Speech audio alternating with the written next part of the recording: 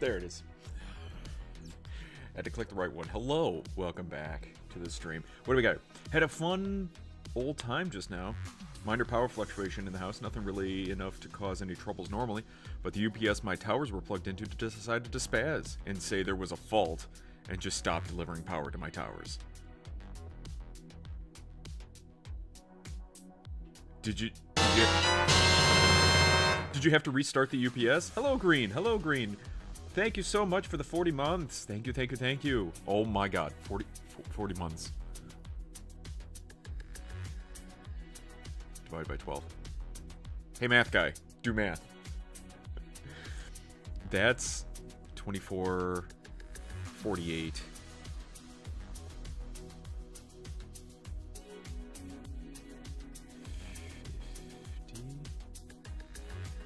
50 would be... Jesus. 3 years, 4 months. There, okay, 4 months. Good God, that's been a bit. Thank you so much for the sub, though. Had to fully power off the UPS and power back on. Well, that's not good. Can you run a diagnostic on the UPS and check that it's not borked? Because when your backup is borked and you can't trust the backup, that's the thing you're supposed to be able to trust.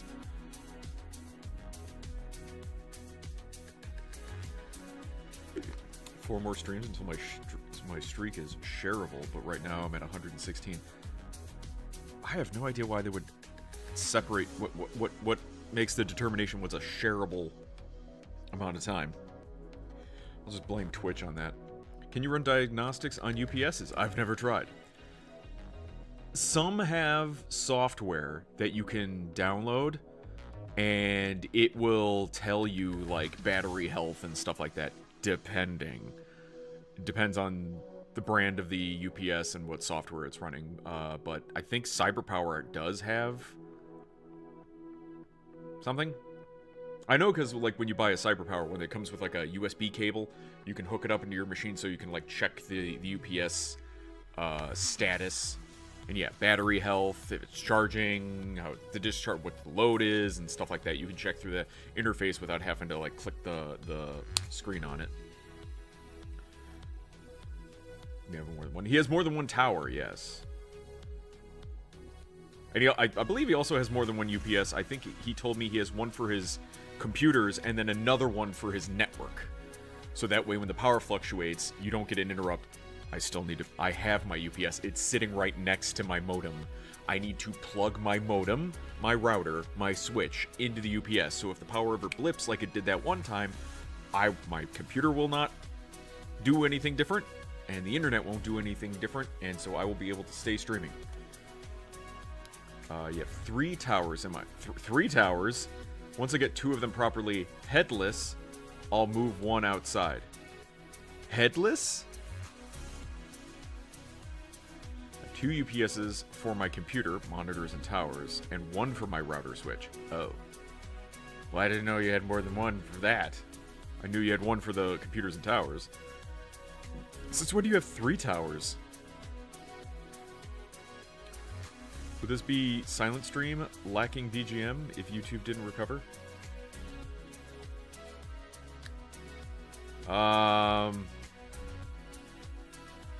No. I probably could make something up. I think what I used to do before actually was there was a website, Pretzel. There was a website that had like royalty-free music on it that you could hook up to your stream. Yes, I just figured this is something easy. It doesn't seem to give me too much of a hassle. I just listen to this without having to worry about other things. Headless, as in without monitors plugged in. I've never heard of that as headless. Is the head where your monitor is? Is the monitor where your head is? I don't know. I've not heard that term. At least not used in there. In that regard. Wonder why YouTube crashed anyway. Did YouTube crash today? I did.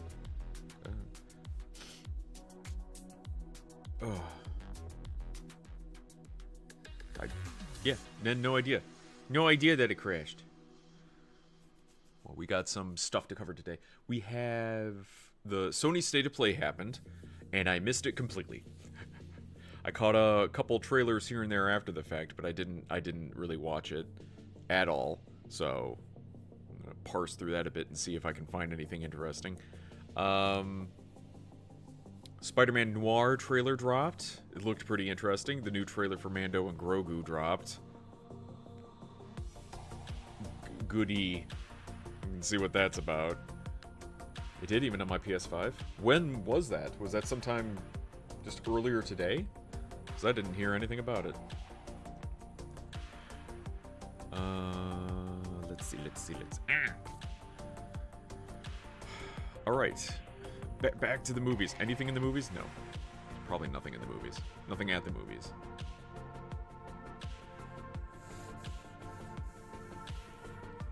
Yeah, they announced a new Dead or Alive, but then also they might be, like, adjusting it so that it's not as dead or alive as we would remember, you know, cleaning it up for a motto audience.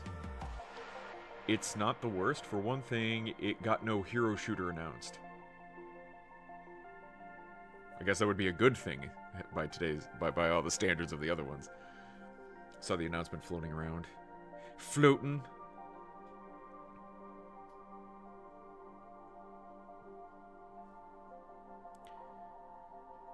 Okay.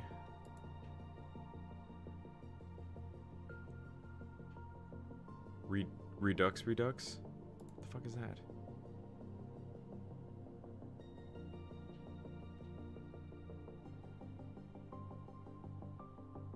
Looking for my daughter. Looking for a world where she wasn't kidnapped and murdered. She's been dead in all of them. This is multiverse crap. So I just keep killing the bastard who did this to her.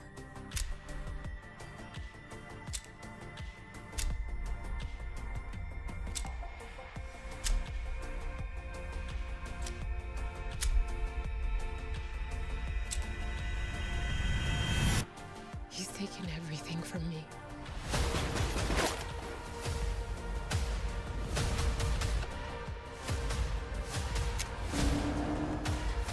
The guy looks like Jeffrey Dean Morgan, and I'm trying to place him.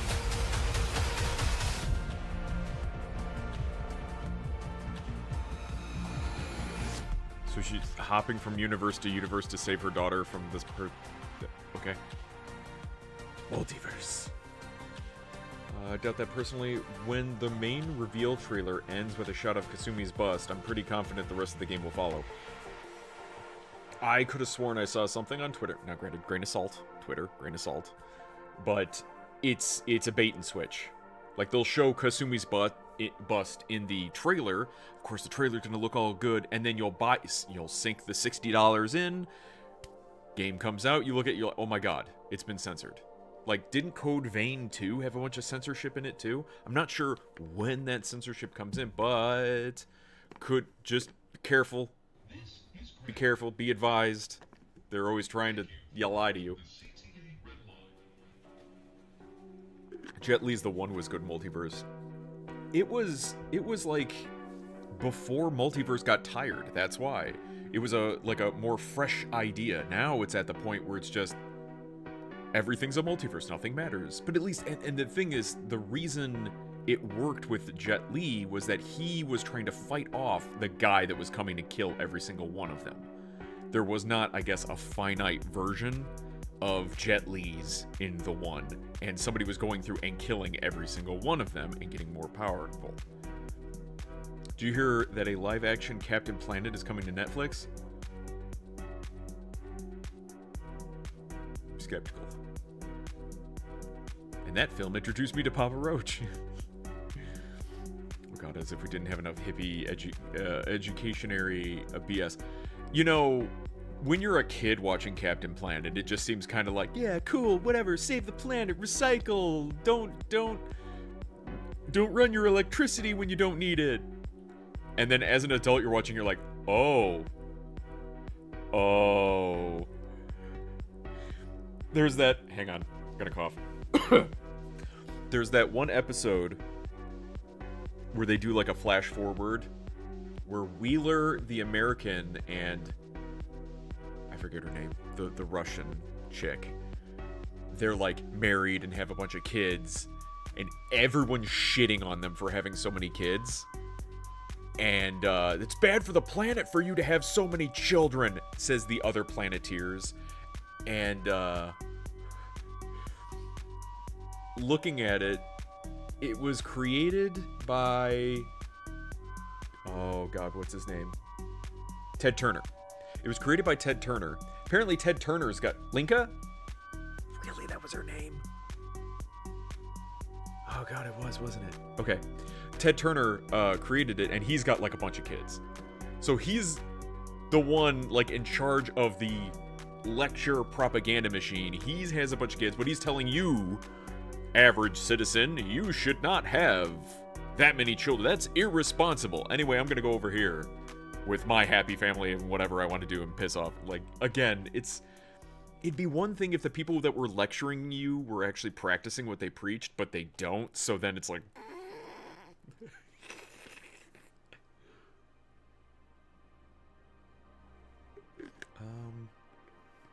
what if they were just avoid showing her face because it's going to be some sort of evil clone or some shit and nothing to do with bust focus? Well, as we all know, in order to be the evil clone or the evil doppelganger, you need a goatee. So they're hiding her face. They won't show her goatee. Boom, evil doppelganger. It was also a limited number of universes, just 128. Oh, that's interesting. But still, having it be limited makes sense. Like, it then gives you a focus. They tried to, I'm gonna go into the MCU. With the Marvel Cinematic Universe and the TVA, they were pruning timelines or other universes that they didn't want to exist. So they tried to keep it limited. But I don't think they ever told the audience what exact number they were working with. Like, alright, nice round number. 50 universes. Show it on the board. Okay, every time that goes to 51, we have problems. We need to fix some things. But I don't think it did. It was very vague and just nonsensical, so that way they could make whatever they want. If only they knew how birth rate's gonna be today. Yeah, some people are getting all the birth rates while the rest of us are not. I mean, you had Whoopi Shitberg voice acting the mentor of the series, so that should tell you something. She wasn't always that bad, though. Something happened to her. Like, she was in Sister Act and Jumpin' Jack Flash, a bunch of other movies. Now I'm trying to think, for these actors or celebrities that they tend to go crazy, did they always have the crazy in them? Or were they just made extra crazy by things going on? Because, like, I would almost hold firm a majority of them were actual just regular people, and it wasn't until all the propaganda stuff started going off and like COVID with the shutdown and everyone's trapped in their own homes with their just nothing but their thoughts, and they just kind of go crazy that way. There are a couple that you could tell they're like, they were always a loon. They were always out there. They were always running their mouth about politics and stuff like that when it probably wouldn't have behooved them to do.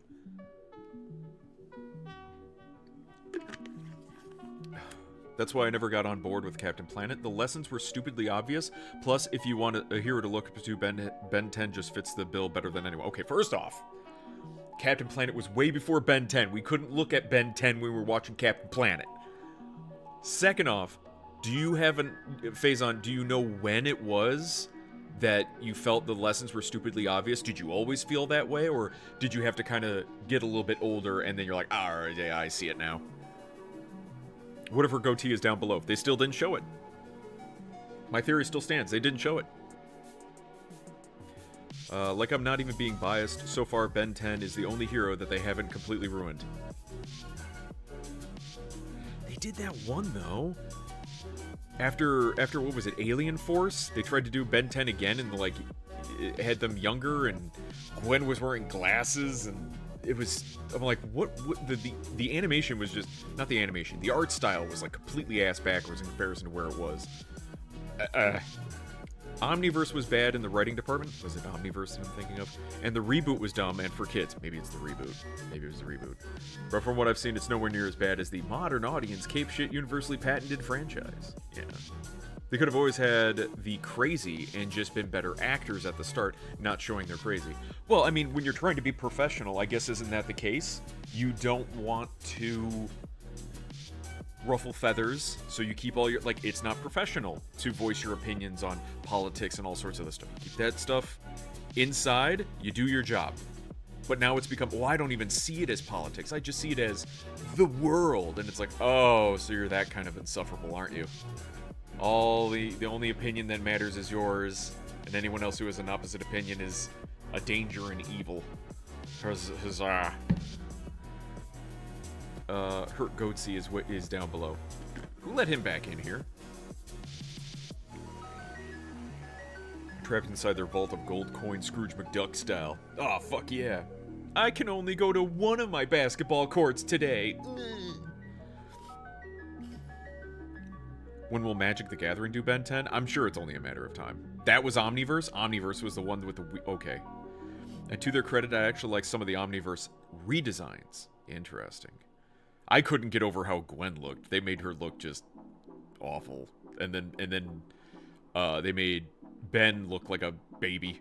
Like, how does he look younger than he did in the very first series? There are two animated superheroes who were the best. Freakazoid and Bob from Reboot. You consider Bob a superhero? Freakazoid I get. Freakazoid's fucking amazing. Oh my god. Such a great show. But Bob from Reboot, I don't know if I... Hero? Sure. Superhero? I don't know. Like a good chunk of the Alien Force Ultimate Alien specific designs were done so much better in Omniverse. Okay. Like Jury Rig? Wait, look up which one of him. I'll look up Omniverse. Like, why have I not heard in this past decades or two, any celeb, when asked some spicy topic, just yell back, "You trying to cancel me or what?" I'm pretty sure, oh god.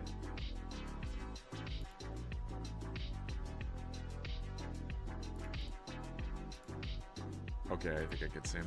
I'm pretty sure there is, okay, what's his name? Anthony Hopkins. Anthony Hopkins, when they asked him, what the fuck, go away. When they asked him, they'd ask him some politics or something, he's like, actors are less educated than most people, why are you asking me? I think Chris Pratt even said something similar to, like, I'm just a dancing monkey.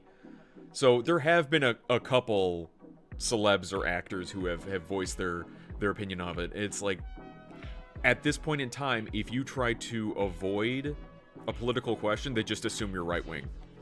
Which is not accurate, and absolutely harassment at that point. Okay, which is which? I'm assuming this is the newer one.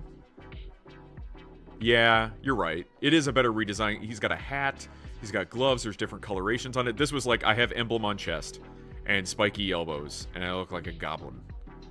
That's about it. So I will grant you that. Oh, this one didn't look that bad. Which one am I thinking? Yeah, he's just very bland. He's naked, too. This guy got clothes and drip. This guy, naked. We don't like the naked. He lives in a computer mainframe. Can you do that?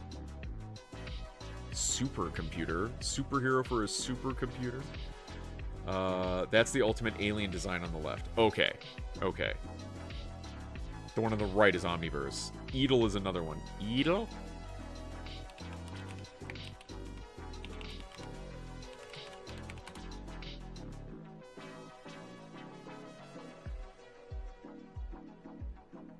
Hang on. Ben 10. Just say Ben 10. I didn't write it. Ben 10. There we go. Oh, that one does look good. Okay. Interesting. But yes, Freakazoid was great. Jury rig. I see they used the safer phrase for that concept. There's a different one in the South. Don't. Mainly because he was crazy and owned it. I don't know who the writers were for that, but they were phenomenal because they did make it so schizo in a way. But it's just like they were just hitting the jokes, references. It's kind of like Family Guy before Family Guy in terms of references and stuff. It was really good. Can't really get a good artwork of him being contrasting. It's a play on Jerry Rig. Yeah, there's history behind that one.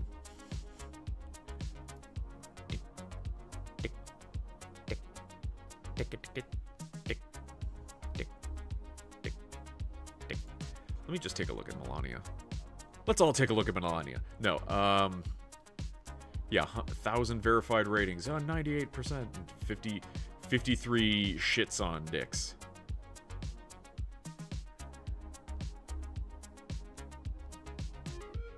A couple more positive ones in here, it looks like. Oh, Alan gave it a positive. Alan from Film Threat. For what it's worth, this is worth watching. Okay, thanks, Alan. Jury rig superpower is being able to take everyday objects apart and reassemble them into crazy mechanical weapons. So MacGyver? He MacGyvers it. They redid MacGyver, didn't they? Speaking of shitty, useless remakes, I could just... Oh my god, they did. They had to. I would bet money. I would bet money. I'm pretty sure they did, and it was the guy who played Cyclops' brother in the movies. 85. MacGruber. Okay. MacGyver 2016. Lucas Till. Yeah. 95 episodes. It went from 2016 to 2021. This is something that I sat and went, oh, it was probably a couple seasons, right? I just vaguely remember it. It's got to be a couple seasons. No, from 2016 to 2021. That's more than a few seasons. Holy shit.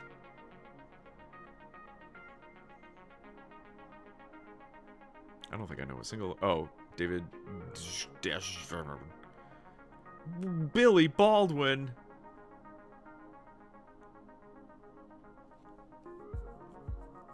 .5. Can't hold a candle to the original. Hawaii 5-0, Magnum PI, like all these fucking remakes.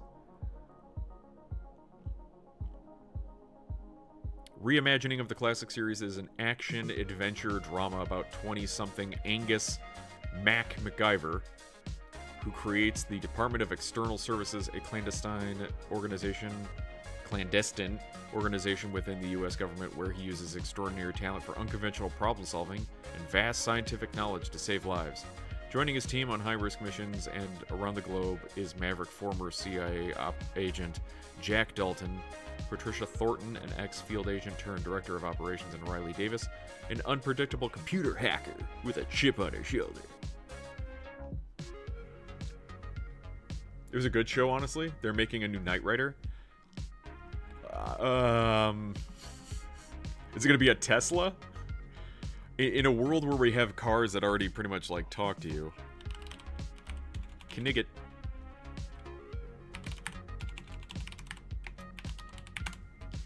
Knight Rider. They did. No, they did it. They already did do it. They did done dude it. So from 2008 to 2009, they did Knight Rider with who?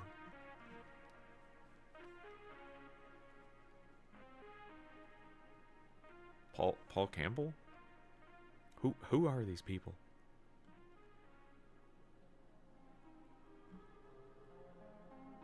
It's another one that feels like it just didn't go anywhere. That one flopped, and they are coming out with another reboot, I think. Sure, why not? Why not piss away more money? Why not? They had a Knight Rider movie. In the future, guns are banned and criminals are frozen for the duration of their sentences. A recent spat of killings brings Michael Knight back to fight for justice, to team up once again with Kit. But he was dismantled. That's gotta be fucking funny.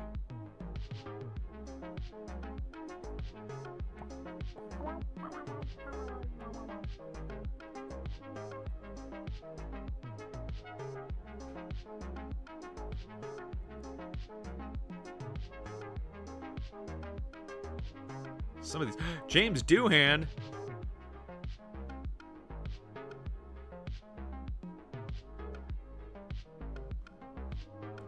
Also, a bit of trivia. Did you know that the original voice of Kit was Mr. Feeney? Yes, I did. I did know that. His name was.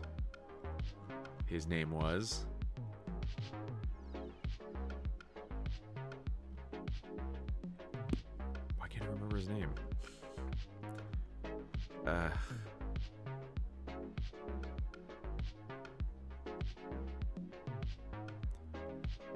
William Daniels. Why isn't he? Why do I feel like he's not credited here? William Daniels.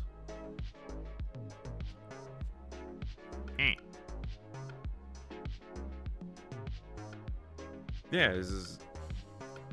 Maybe he was uncredited? He was also a doctor in Saint Elsewhere. He gets around. Dude gets around.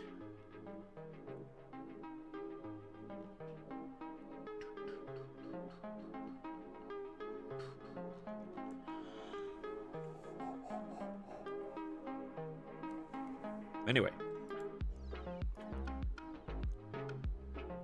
I don't think there's anything new out in theaters. Goat, which is a animated show for the makers of Spider-Verse. Wuthering Heights. Yeah, sure, whatever. Crime 101. I thought this was on Netflix. Amazon MGM Studios. Oh, so it would be like Amazon instead. 2 hours, 19 minutes. Okay. Send help. Sure. Sure, why not? Send help. Zootopia is still there. 1.8 billion. Solo mio. Edit her fire an ass. Wow. The new Knight Rider is a movie that... Excuse me, sorry. Is in the works by Universal. I wonder if that means they'll just have it direct to streaming. A lot of times when they have like these smaller movies, they're just gonna do it to streaming. Then they don't have to worry about losing money in theaters. They can cover that shit up. Be like a weird thing with like K-pop Demon Hunters. They released that to Netflix when they could have released that into theaters and made a bunch of money, but they were scared. They were scared they were gonna lose money. Because they usually do. Now all these studios are just so scared of losing money, they don't even want to take a chance. And now the theaters are like, well, we're dying. I miss older cars, easier to tell them apart. Absolutely. I'm so sick and tired of newer cars just all looking the fucking same. I mean, at least their icons are different for the brand, but other than that, way too similar. I mean, that's the same type of thing we have with smartphones. In terms of innovation, it's gone completely dead. It's just you have your black tablet. That's all you get. Your black brick tablet. That's all you're gonna get.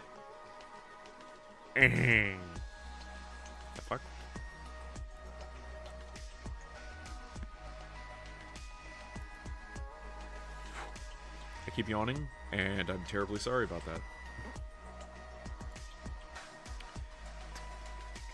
Nirvana, the band, the show, the movie.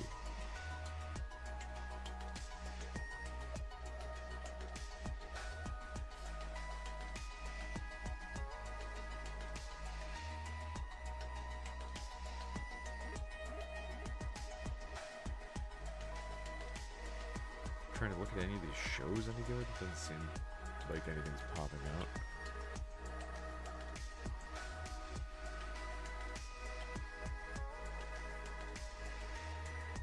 So would you ever go back to an old school flip phone? I don't know.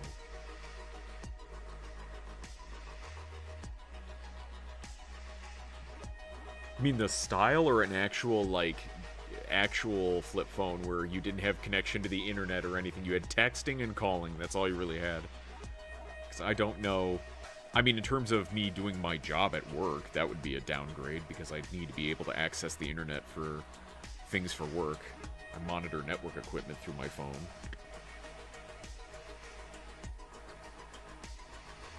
I want that small car with the door in the front. Gonna be wild parking where it would be impossible to any normie sedan. Interesting. Razors had internet access. I meant like proper internet. Like you can open up a browser on your phone, not whatever the phone thought was a browser, which was extremely slow, clunky, and awful. Yes, it had the internet, and you could check your mail, but it was not a fun experience.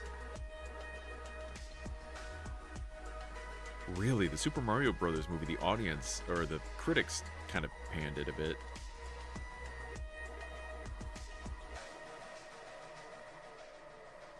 That's still a browser? Yeah, well, you're still ugly.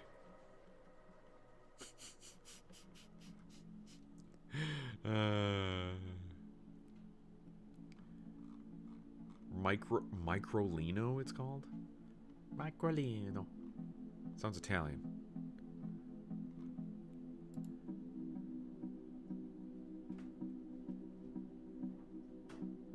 Is this gonna be, oh, the CG. Oh, the CG. Wait. 40th anniversary for Castlevania. Oh, no. Oh, da.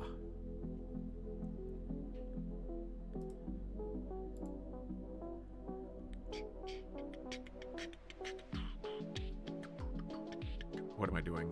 I'm getting lost in fucking YouTube nonsense now. What?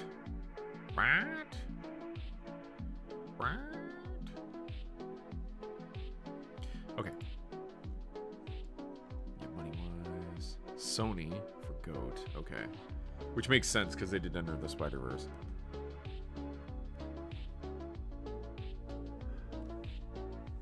Said help was Walt Disney? Oh, Jesus.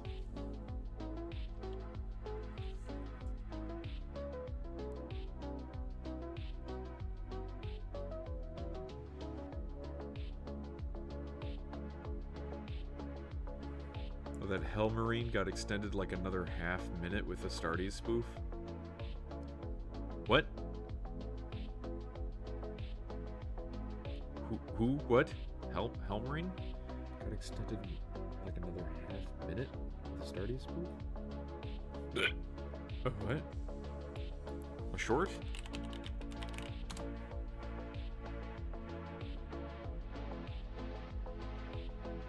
Oh, so I'll just scroll by it on YouTube? Oh, I see it. I see it.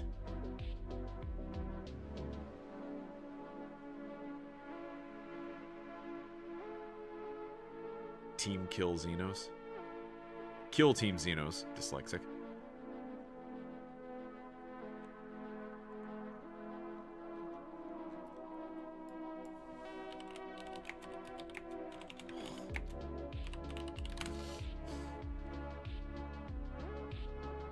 Three days ago.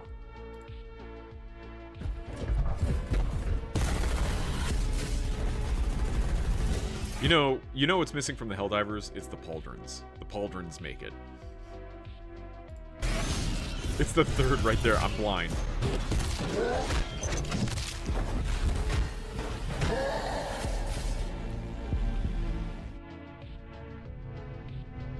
If only you could actually punch them. Shattered remnants of the surviving enemy now flee into deep space, cowering in fear of the unbreakable resolve of Earth's finest. However, a disabled Illuminate mothership still hovers in Earth's outer atmosphere, emitting strange anomalous readings deep within its bowels. Bowls? That's not bowels, that's bowls. Deep within its bowls that are foreign to our scientist data logs. Stragglers of Illuminate warships attempted to defend the craft, and thus a small skirmish ensued. Resistance now in ruins, Seaf destroyers encircle the alien mothership and form a containment perimeter. Science teams, please tell me they're not English. That's why they can say bowl and be fine. Science teams from Oni, Office of Naval Intelligence, Research and Development, along with Xenohunter Hell Marines, move in to assist in acquiring the source of the anomalous readings. If extraction isn't impossible, destroy it. Mother of Dawn. Oh, that's cool. Oh my god. Cortana!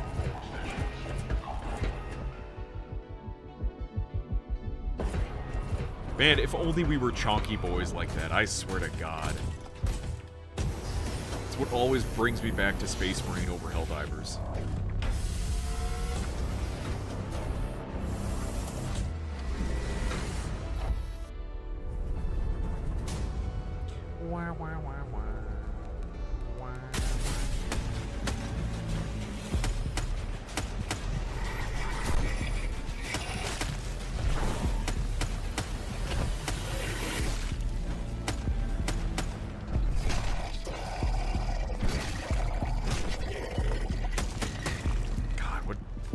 What weapon is that he's using?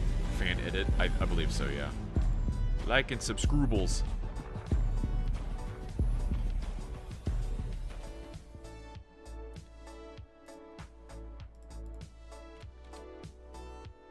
Road to Cyberstan. What?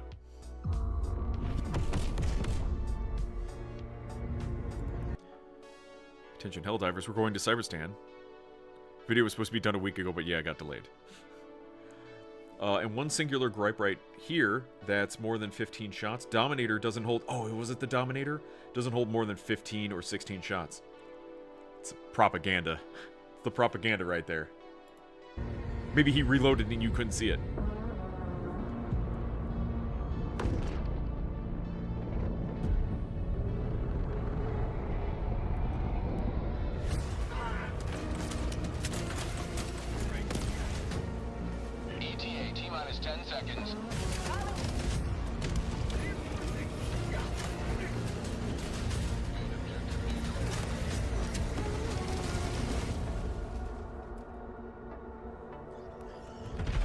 One of these days I'll play a mission on Cyberstan. Maybe. Incoming. Automaton facility destroyed. That's some good editing.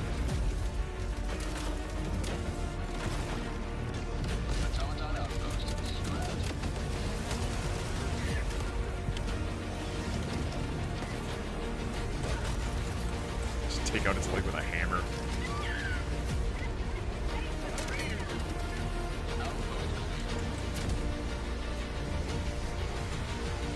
Automaton facility destroyed. Bot outpost destroyed. North. Looks like he's still using the autocannon. Autocannon is so much fun. Clear landing zone.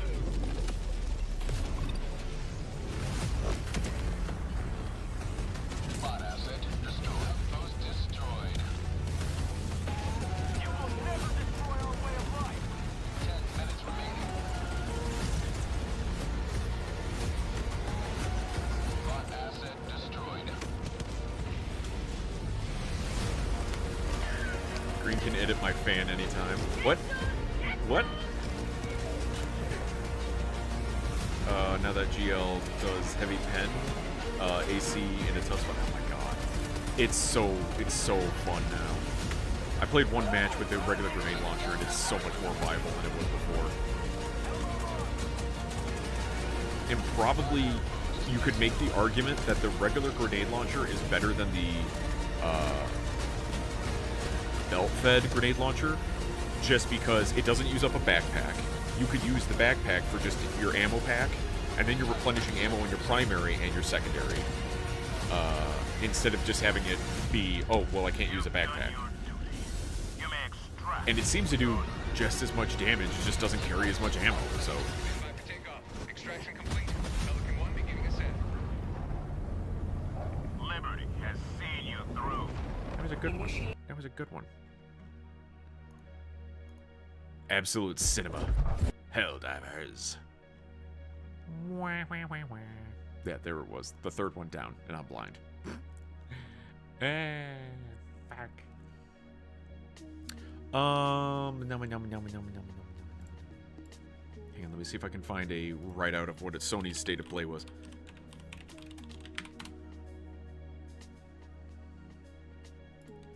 Sony's state of play.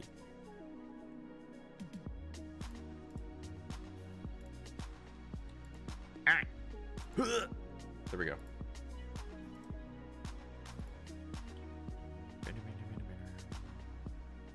Thursday, February 12th.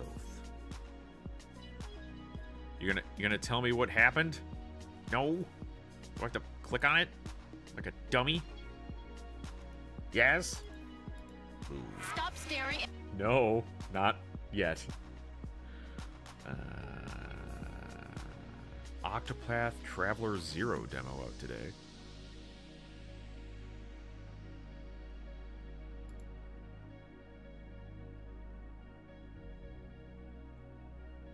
Eh? Eh. Oh. Have to confirm my age on a fucking replay.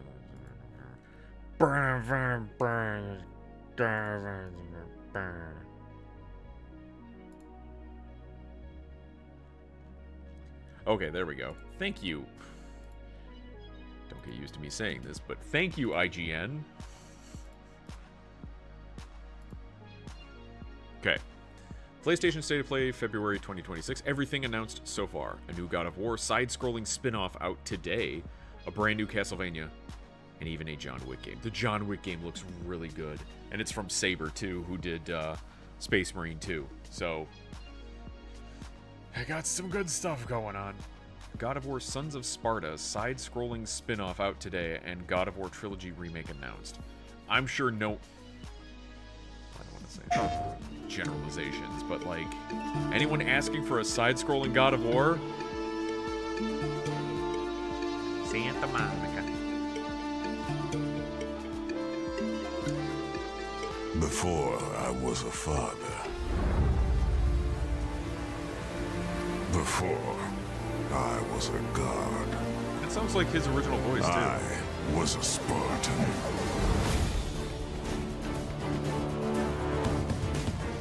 Doesn't look too bad. Spartans! Our duty is to Sparta. Fear is a reaction. Courage is a decision. Press your attack! Don't relent! Never on our backs! Never left behind!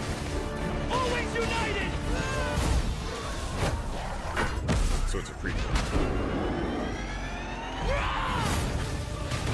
The legendary saga of gods and monsters, of tragedies and triumphs, of destruction and redemption begins here.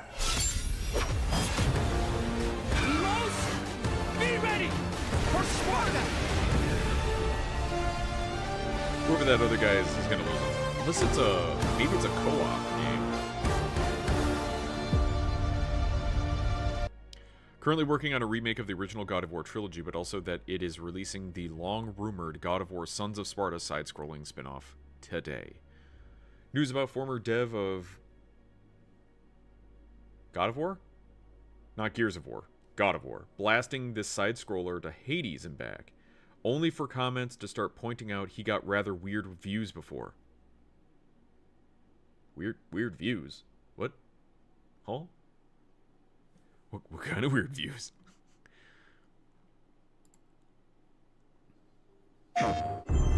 This may be inappropriate for children.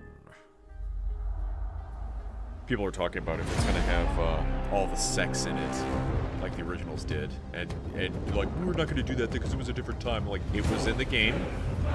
If games are regarded as art, you need to make it exactly the same. I've not played any of the God of War games because I never had a PlayStation. Of course, I could have emulated it.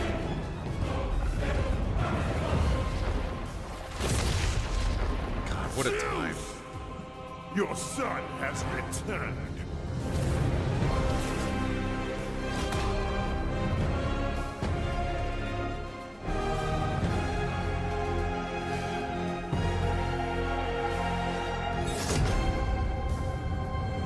The remake, the movie, the remake. Hey, what's happening, fam? It is OGTC, the original God of War. How y'all doing today? I'm so glad So weird. Somebody had mentioned they brought back David Hayter to play Snake. They brought back TC to play Kratos.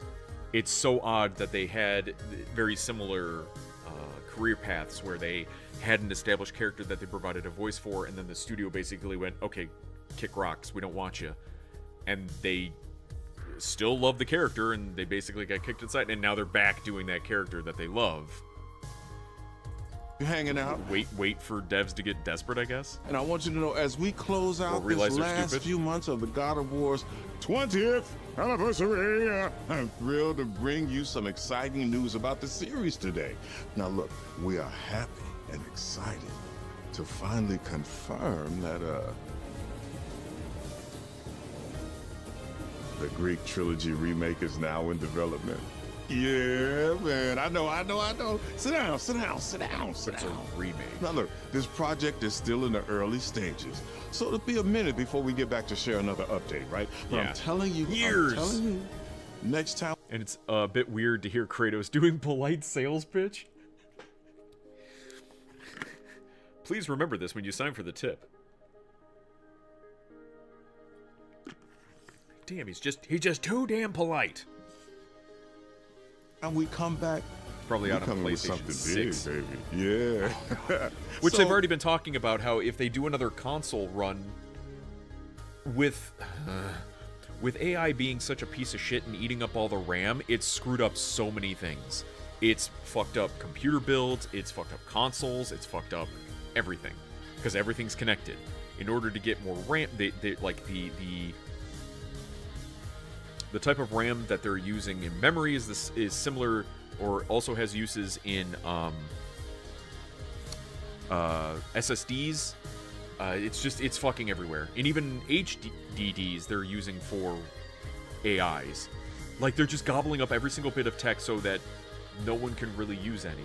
And it's extremely fucking frustrating because I just have a constant fear, knock on wood, that if something will happen and I need to buy a part, and it's going to cost me thousands of dollars for one part when before it would cost me a fraction of that.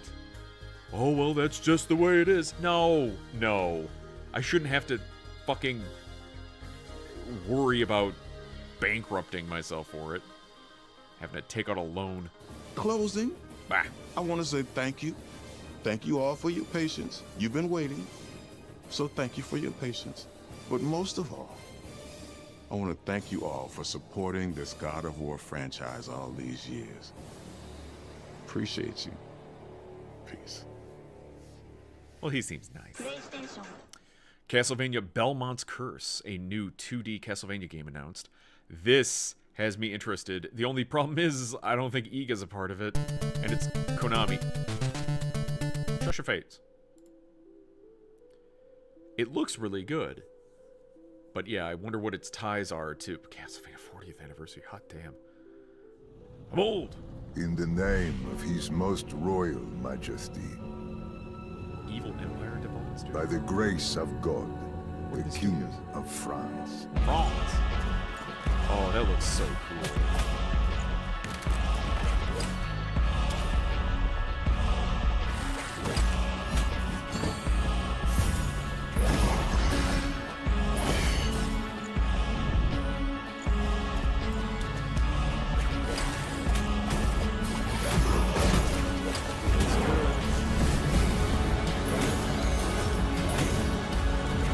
They're even working on another Bloodstain.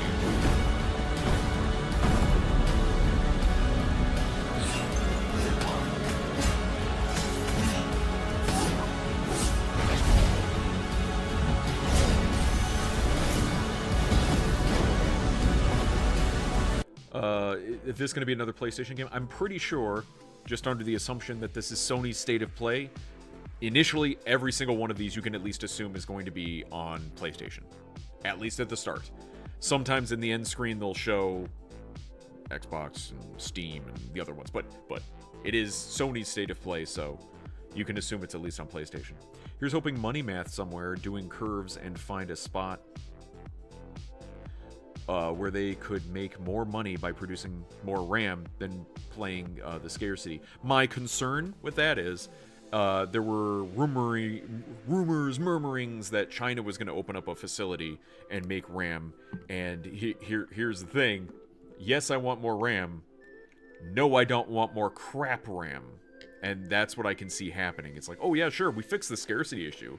But now you have a bunch of shit Chinese-made crap out there that you have to fight with now. You'll put it in your system and it'll fucking blow it up. Hooray.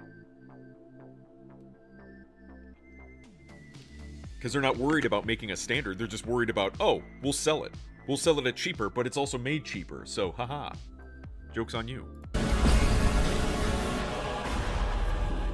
Quite down there. So now, we appeal to you. Trevor Belmont. Last of House Belmont. Belmont. More Belmonts. There you go. See? Switch, Nintendo Switch, PS5, Steam, Xbox Series X. So yes, confirmed for those consoles coming 2026. Ta-da. 40th anniversary. Kenna Scars of Cosmora clicks off the state. Who? I sense suffering here, Spirit. Do you need help? Cosmora.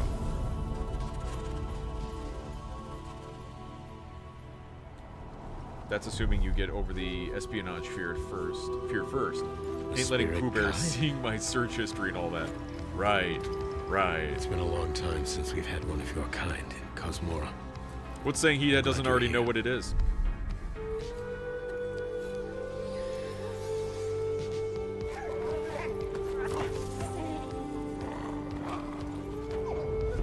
That temple has been sealed as long as I can remember. This looks like a damn dangerous corruption was locked inside, along with the secrets of forgotten practice.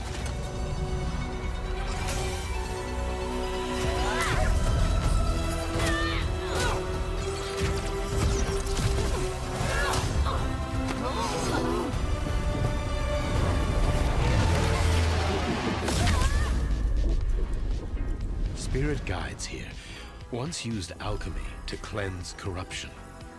Maybe you can do the same. No open world.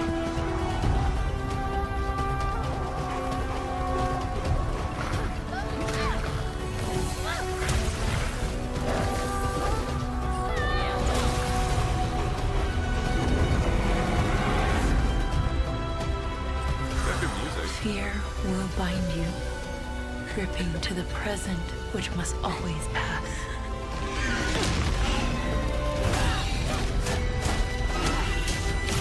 Regret will bind you, longing for the past you cannot change. I like the designs. Love will bind you, yearning for a future you will not see.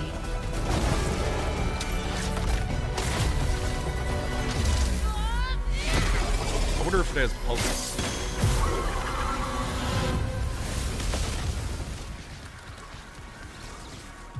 Unbound, may you depart in peace.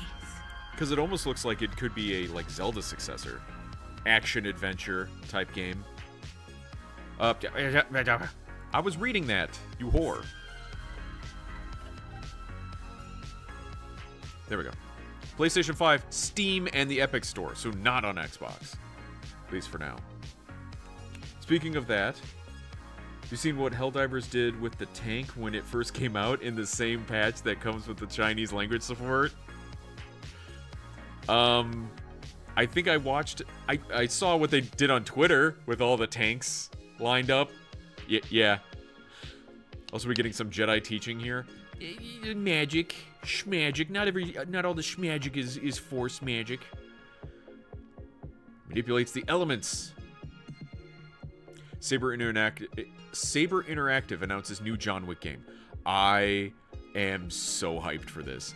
I'm cautiously hyped. Let me be clear.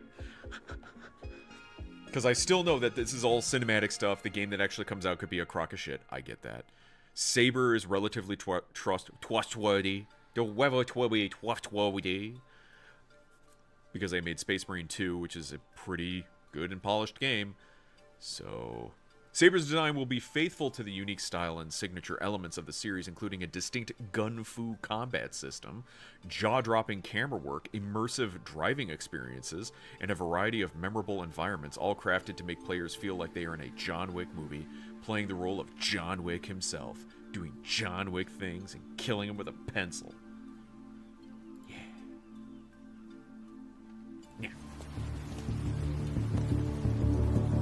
Mix of gameplay and cinematics. Buff.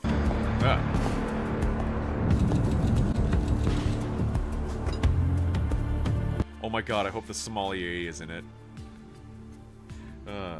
Not familiar with Kenna, but starting the show with third-person action-adventure seems on brand for Sony. Yeah. But I liked the design of the world and the characters and stuff. It had a good feel to it. It didn't feel kind of heartless, soulless like a lot of the other ones. Walking simulator type games. That's the other thing that Sony's getting kind of known for now. The Somalian? No! Sommelier! Yeah, they've been getting kind of known for like walking simulator type games with God of War, Last of Us, Horizon. They're just like the same environment of third person walking in the center of the screen, and that's about it. Like, too similar. They can stay in Korea jail. A man with your skill set must be able to move unconstrained, unrestricted.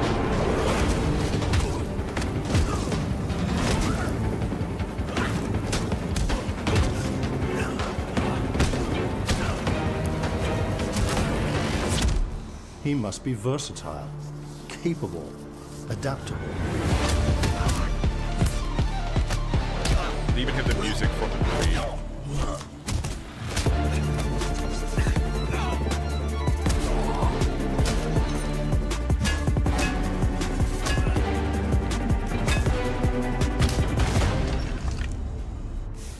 He must be grounded, stable, constant.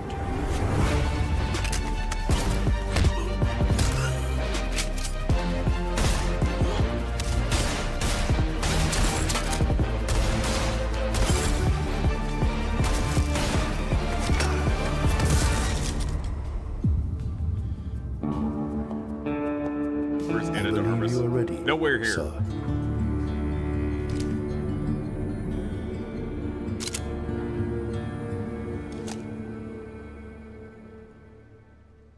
Yeah.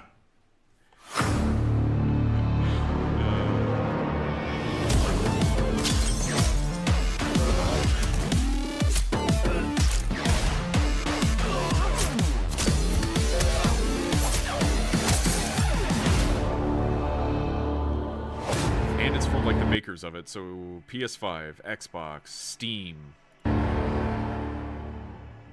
Hi, I'm Chad Stahelski. Today is a big day for the John Wick franchise. In collaboration with Saber and Lionsgate, I'm thrilled to share a first look at the John Wick video game currently in development. Follow along the journey because we have a lot more to show. Chad. Wish list now. Metal Gear Solid Master Collection Volume 2 finally frees Metal Gear Solid 4 from the PS3 with August release date. I had to get a special emulator in order to play Metal Gear Solid 4, and then I finally did it. So now I guess I don't have to do it anymore. But they are including some other games in this one too, bringing remasters of Metal Gear Solid 4 Guns of the Patriots, Metal Gear Solid Peace Walker, and Metal Gear Solid Ghost Babel to PS5. I don't remember Ghost Babel. Ghost Babel? Babel? Ghost Babel?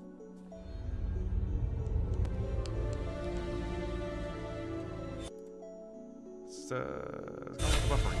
Got a lot of buffering. There we go. There's one more thing I must do. One last punishment I must endure.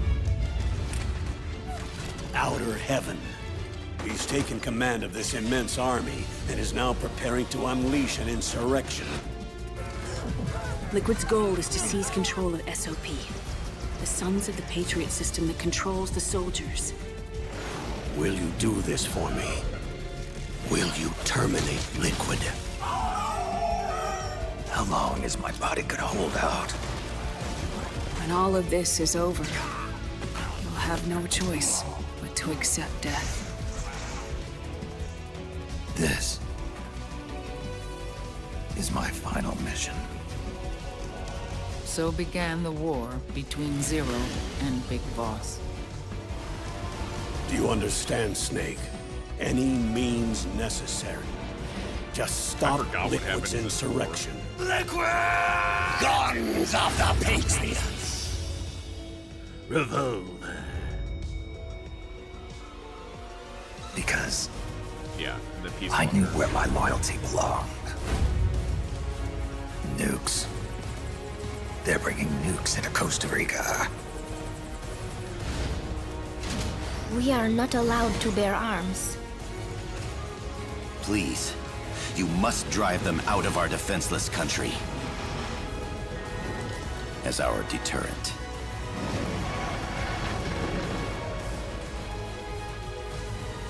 Yes. It simply said Jack. Over and over. Boss. Is that you? Being a more bold game. Answer me! Boss! When they actually add Duran Duran, I hope they never do, just because it fits so goofily that it's like wasn't there the whole time.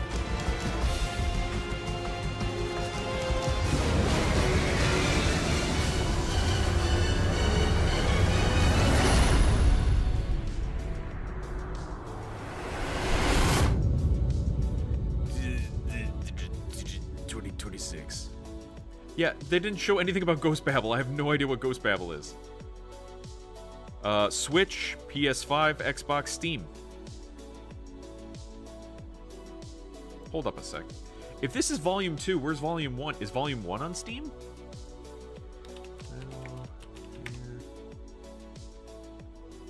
Oh!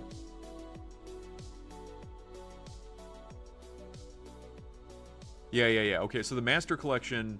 The first Master Collection is just Metal Gear and Metal Gear 2, Solid Snake.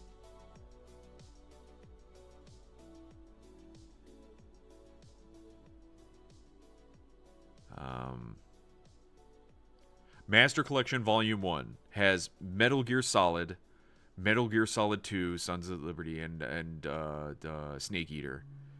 I'm pretty sure I got all of those on... I played those on Xbox first. Okay, so it is on Steam. Shush. So yes, they already are on Steam. I didn't remember it. I guess because I already played it on Xbox, I didn't go looking for it on Steam to see it there. I think I also have some on GOG as well. Ghost of Yotai Legends DLC will add 4-player co-op to the game in early March. Not really a Ghost of Yotai person, but good for them. Up to 4 players to team up to challenge monstrous supernatural enemies. Oh, and it'll be free to all players in patch 1.5. That's pretty kick-ass. Are you 17 or older? Yes, I am. I'm ancient, older than the tides themselves. Long ago, Sucker Punch. in the wilds of Eso, demons terrorized the land and subjugated its people. They were known as the Spider. The Oni. The penis. The Kitsune. Kitsune. And the snake. Many fought back. I just want to kind of see. Oh. Many were cut down.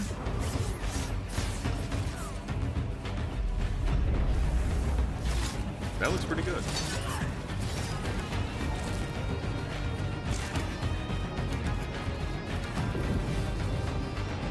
Under the assumption that you have friends, I guess. Unless there's matchmaking.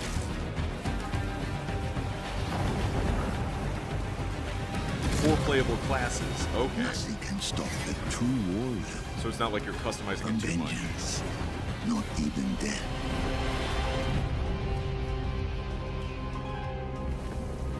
That's pretty cool. The fact that it's a free update is really nice.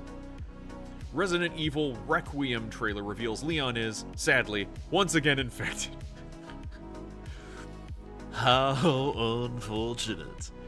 Oh, I guess they're just following the same paths as previous Resident Evil games, for crying out loud. Latest gameplay trailer reveals that sadly Leon is once again infected. In addition, it was confirmed that another familiar face, Sherry, will be part of the horrifying festivities when Requiem is released on Febtober, February 27th. I should really look into getting that if I'm going to get it. Somebody had commented online, or one of the developers were saying something like Leon is married to Sherry or some nonsense, and it's like, that's just not right from multiple aspects, seeing as that when he saved Sherry, Sherry was a child, so it almost like as a big brother or even father type figure to Sherry. Also, Sherry was dating Wesker Jr., or going around with Wesker Jr. Again, I don't know what the timeline is anymore. Ever since they had 7 kind of soft reboot the franchise, I don't know what they're listing as canon and not canon, because they just kind of making stuff up as they go, I guess. But I would have thought at this point, like, he would have been either with Ashley or Claire, but meh.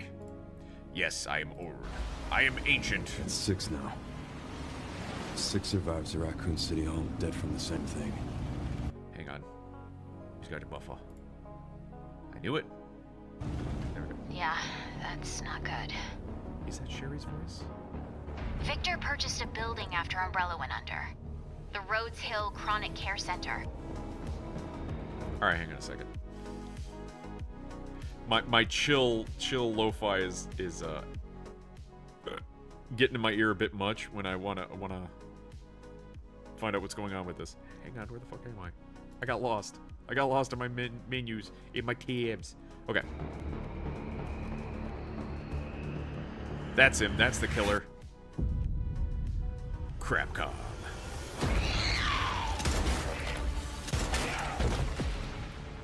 You okay? The end. What does Victor want with you? What do you mean? He grabbed you for a reason. Did you find anything on Elpis? Not yet. Nothing on the servers at the CIA or the Pentagon. You are an ignorant Oh, that's fool. Leon, we're running out of time. Yeah.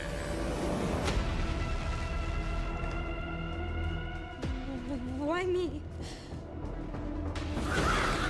The team has settled on a person of interest. A former T-virus researcher.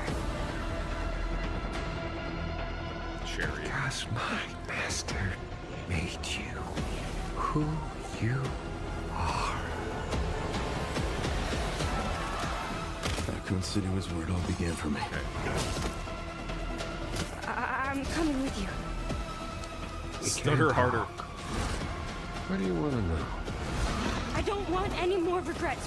Whatever it takes, count me in. This could be so cool.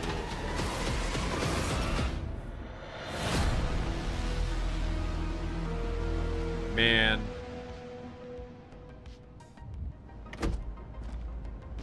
It's been a while since you've been back there. Where'd everybody go? Bingo?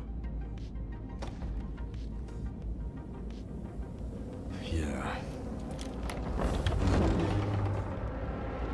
He opens the doors like Garrett Gorn. Ah, fuck. That looks good. That actually looks good.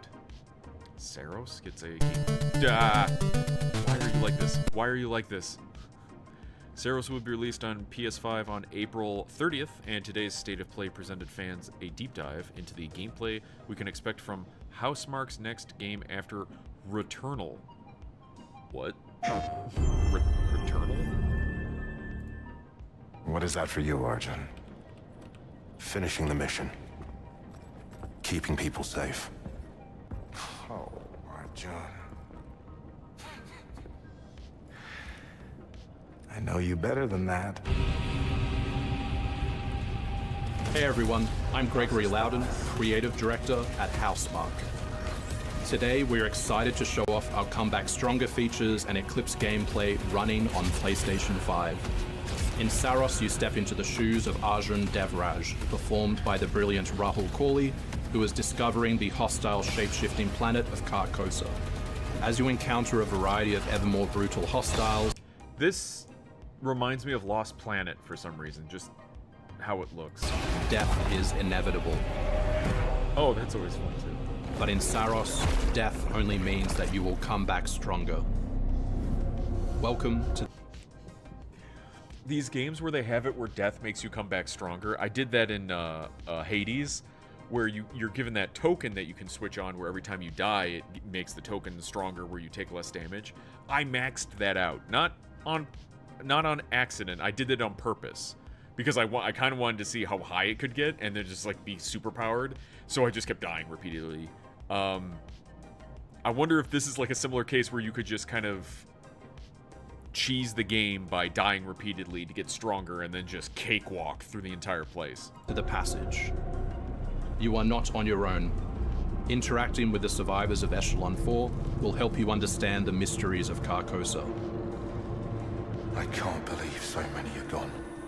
They didn't all die. Some of them changed. This is Primary, the voice of Soltari. Here you can engage with our permanent progression systems to upgrade your armor's attributes and acquire special perks. With Carcosan modifiers, you can adjust your experience by, for example, making hostiles tougher, weaker, or even removing the second chance ability entirely. However, all adjustments you choose must be kept in balance to ensure a consistent challenge level. Primary also allows you to teleport directly to any biome that you have unlocked. This means getting back into the action quicker. It also means easier replayability the further you get into the world. Using the teleport, you can now quickly restart the selected biome and get back to where you were. And now it's time to take another shot at what killed you the first time around.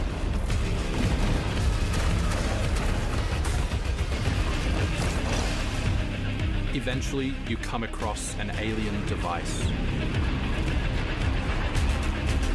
By using it, you discover that it calls the Eclipse.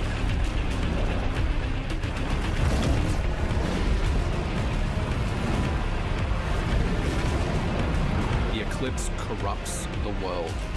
It's a complete escalation of our gameplay, our audio, and our visuals on Carcosa. Hostiles now shoot corrupted projectiles, which reduce your maximum armor integrity, but you can restore it by using your power weapon. Weapons and artifacts also become corrupted, which alters them in both positive and negative ways, which ramps up the challenge. It's like it feels grindy. It feels just from how they're selling it here. It feels like you're just going through getting resources to level up a bit, which not necessarily a bad thing, but it feels a little grindy. We can't wait for you to play Saros when we launch on April 30, 2026. Like it almost looks like, oh, was that one First Descendant? Like kind of a mobile game type thing, and that's the reason it's kind of grindy, is because they want you to keep playing.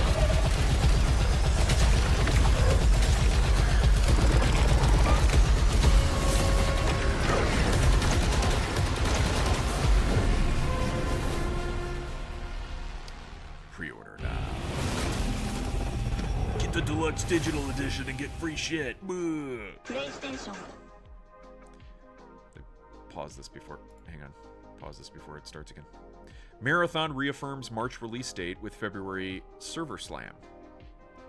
Alongside reaffirming that Marathon will be released on March 5th, Bungie shared a new look at its upcoming sci-fi extraction shooter and announced a Server Slam that will take place from February 26th through March 2nd. Good morning, New Cascadia. This is Joy, your community outreach liaison. It's a Bungie that has lovely no day one from outside. Bungie in it. It's quiet. Very quiet. Rainfall is expected to begin in the early afternoon and last until a long time. For those who did not wake, your restless dreams endure. So small among the stars. Breathe softly. Do not worry. Peace is upon you. And I am here to walk with you into its embrace. Mayday! Mayday! Mayday! This is General David Reed of the New Cascadia Colony on Tau 34. Whoever's listening, whoever... Has the term Server Slam been used before? Wish it was used more often. I haven't really heard it ever. I assume it's something just like they're gonna test their servers. They're gonna try to overload them. They're gonna stress test them. Not stress test, I've heard. But Server Slam just tries to make it sound like something more epic than what it is. Whatever's out there. We need anything. Weapons, supplies, a way out, a way back. Mayday, mayday. This is David Reed. Tau Ceti. I feel like I'm praying. We've had to do things to survive. Things I never would have. I wasn't expecting much of a story to Marathon. I thought it was just going to be a multiplayer. We're monsters. We're all monsters.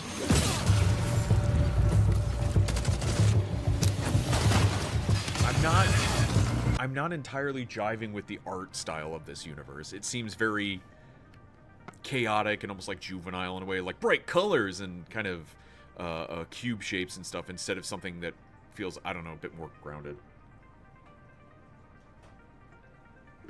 Make it sound like you pick up a server tower and suplex it from top rope. Give him the chair! This Server Slam? Yeah, Server Slam, Summer Slam. Hello, Black Hat, how are you? We're just covering some of the games from the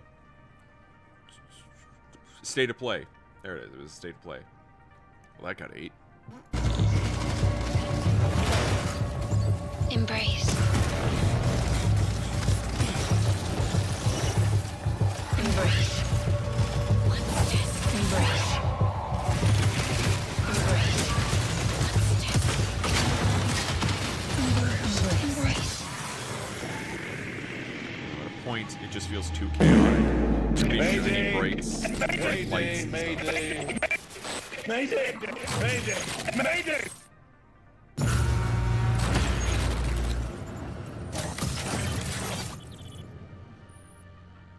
It's too bright. Control Resonant shows off an extended look at its gameplay. A Control sequel to the game Control, which fits within the Alan Wake universe. Control Resonant received its biggest gameplay trailer yet, and we get our best look at Dylan Faden as he has to take on a wide range of preternatural threats head-on, utilizing the environment, deploying extraordinary abilities, and using the raw force of a shape-shifting weapon known as the Aberrant. Control will be released on PS5 in 2026. Yeah. It's a weird game. A lot of, like, flying and nonsense. Zoe, I see the spotlights. And you're getting closer. Listen, Dylan, we're getting distress calls from the theater, but... Dylan! Research thinks we might have a Resonant on our hands. No one should have survived that. Then I'll hurry. Hello, everyone. I'm Mikael Kasurinen, and I'm the creative director of Control Resonant, the game-changing sequel to Control. What you are seeing here is an early mission captured from our in-development build. We play as Dylan Faden, our supernaturally gifted hero, in a version of Manhattan like you haven't seen before.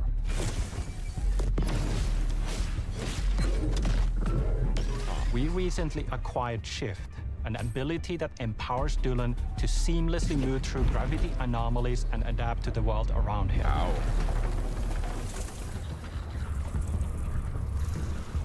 Here we are showcasing a set of different forms of Dylan's main weapon, the Aberrant Container, and his supernatural abilities. There are a lot of different ones you can discover to suit your playstyle.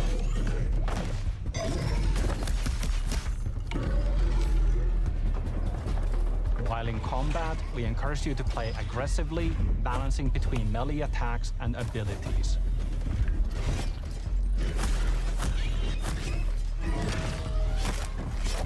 Any updates for me? Kind of. You'll know it when you hear it. Just try to stay alive out there, okay?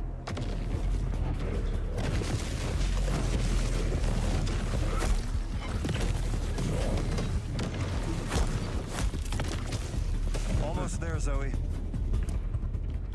Being able to shift gravity is pretty cool. What the hell is that thing?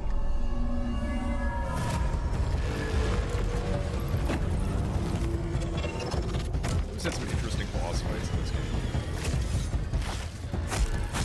At least in the previous one.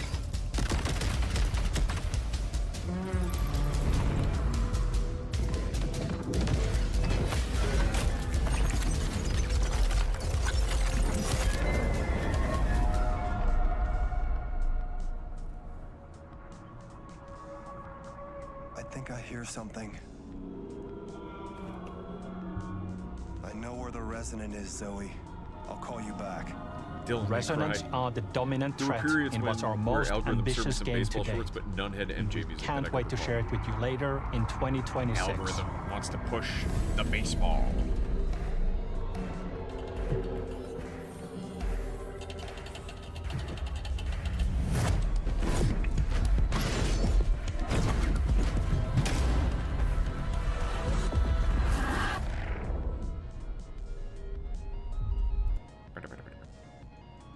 .007 First Light story trailer is a cinematic look at Bond's earliest days. Hang on, right quick before I do that. Beast of Reincarnation release date. Pokemon developer Game Freak is back with a new trailer for their upcoming sci-fi fantasy action adventure game, Beast of Reincarnation.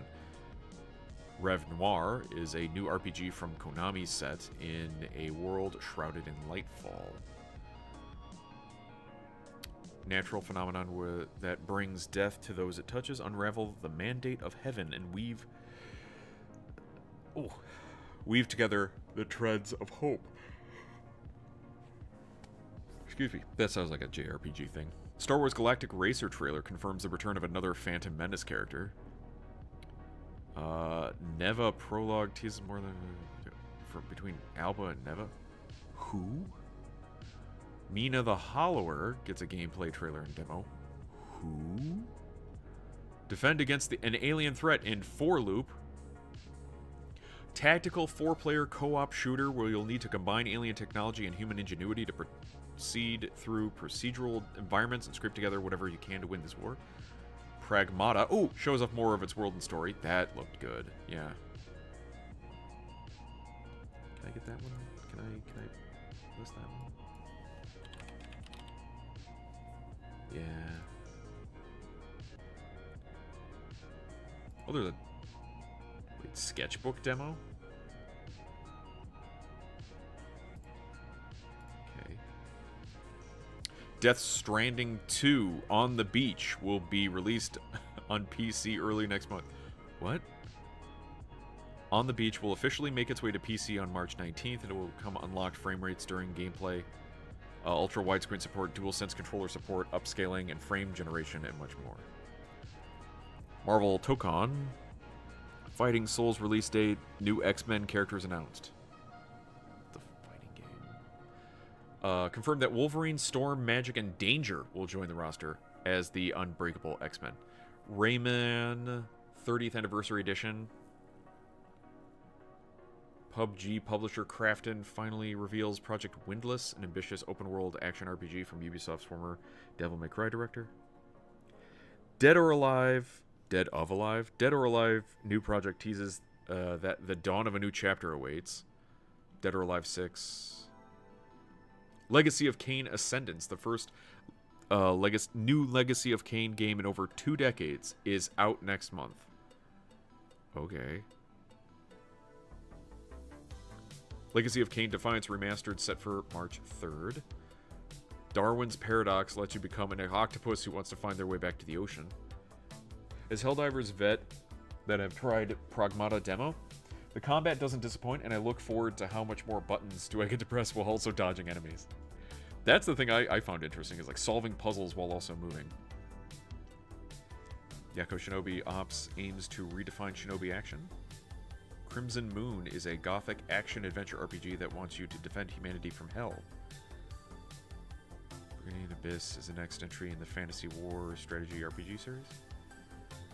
And that looks to be it.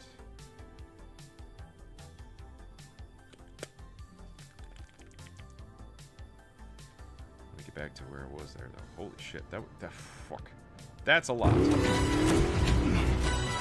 Brace yourself! That's what the Bond game is. Bond is immature and reckless. He's a bad influence on the other recruits who inexplicably fall victim. And of course, we're never going to see Bond at his peak. We're only going to see Bond as baby Bond or washed up Bond. Him to his charm. Look, I know where this is going. Do you mind telling me why I'm here? I would like you to join His Majesty's Secret Service. You what? I know all about your exploits in Iceland. I strongly believe that there is a need for such heart and intuition in modern spycraft.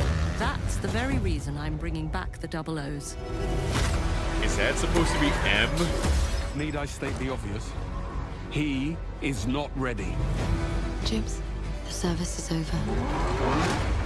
You're a rare breed, Bond. I should be interested to see what you do next. 009 will employ every manner of subterfuge to avoid capture. Try not to draw attention to yourself. Me? Housekeeping, I presume? You seem the kind of guy who knows what he likes. So you won't do anything stupid? Of course not. I'm not an idiot. Agent. I'm not sure why they gave him a scar on his face. I know it's very distinguished, but the thing about being a super spy is you kind of want to not stick out. And if you have a scar on your face like that, everyone's gonna be like, oh, it's Bond. Or hey, look at that guy. Look at him more because he's got a scar on his face. Tomb Raider escaped her beginning eventually. Hopefully Bond could too. A someday. very short life expectancy. And if you do get caught, we will deny ever having heard of you. How does that sound? When do I start? Pre-order for bullshit, other free crap. Or a physical thingamahoo-ha. Exclusive skin.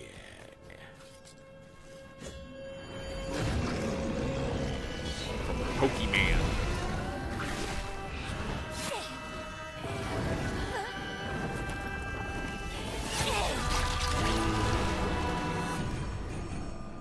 So instead of catching the Pokemon, you're killing the Pokemon. 問題だ、上官。任務は分かっている。主の発見と討伐。そうだ。 Stop yawning.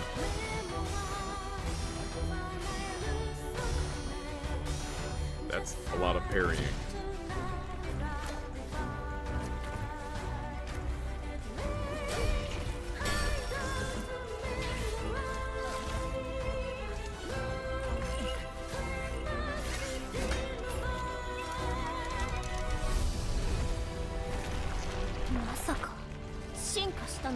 It evolved like a Pokemon. That dog has a flower tail.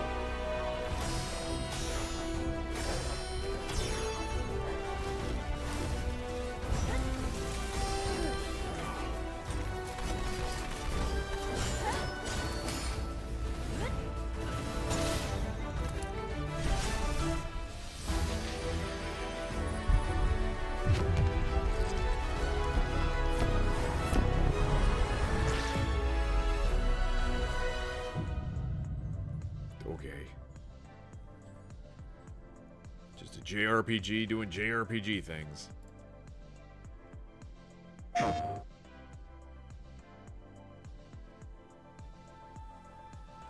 A world shrouded by lightfall. Shining drops of light that bring death as they fall.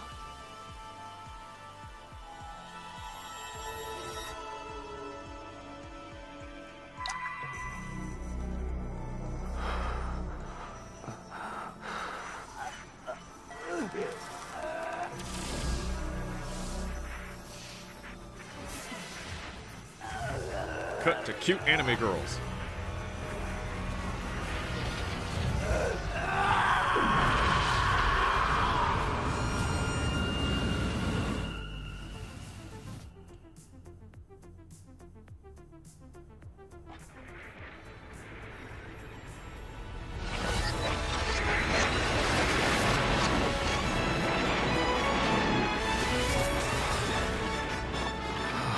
Hey! Ash, come on! Let's begin our journey. Such a JRPG thing. Defeat you. Yes. Wait, no. Yes. It's fighting and nonsense.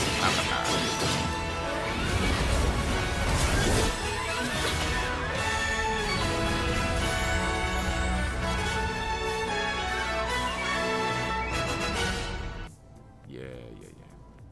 Galactic Racer trailer? Is it pod racing? Our newest racer has arrived! Welcome to the Galactic League! Since you're here, why not take part in a friendly exhibition race?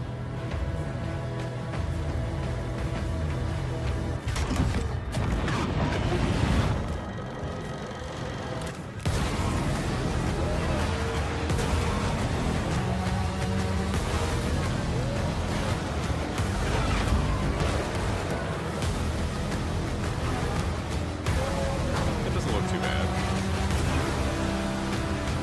It's pod racing. Wonder if you can deck out your ride.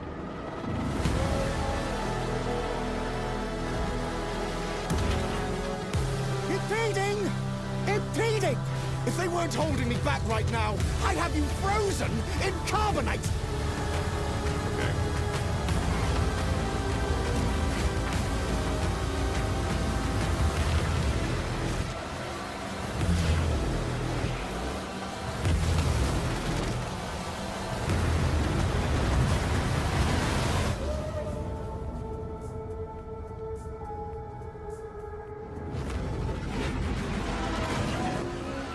Oh, him?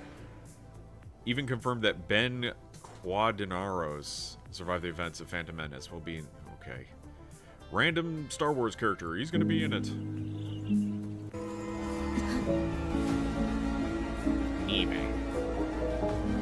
Never. Welcome back to Next Gen Console Live Smart Cell Phone, the latest gaming hardware.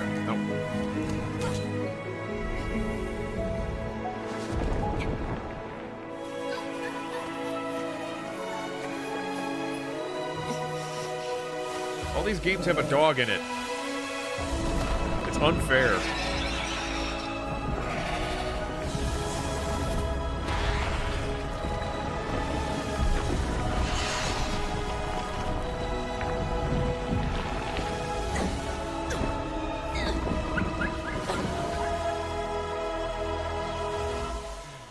I'm gonna tell you how this ends. They steal the dog. I murder everyone. That's what happens.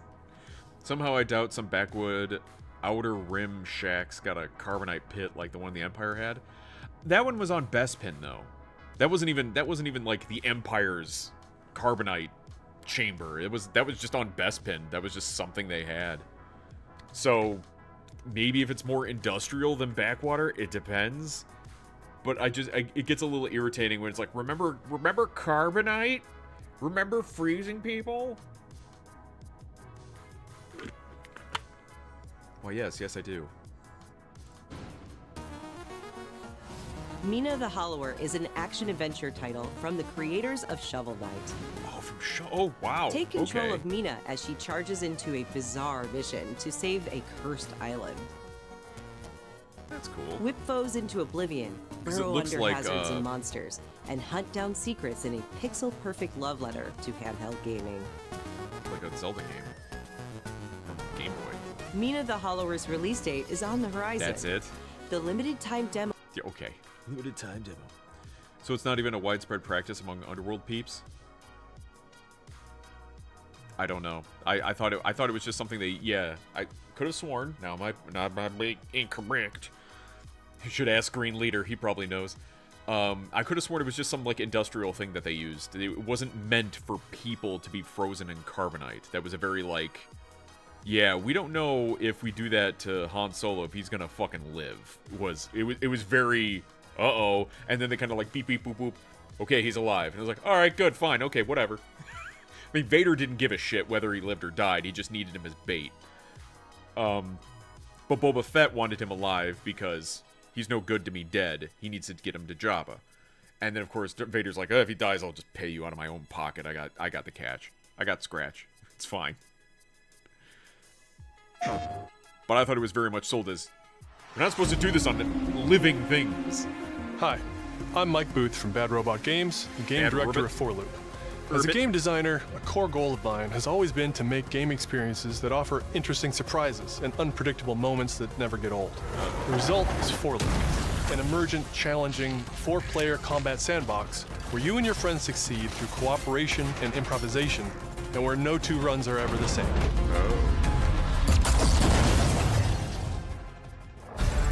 At the heart of 4 Loop is a probability map, which combines alien technology and human ingenuity to plot your best path forward to defeat the invaders. Wow.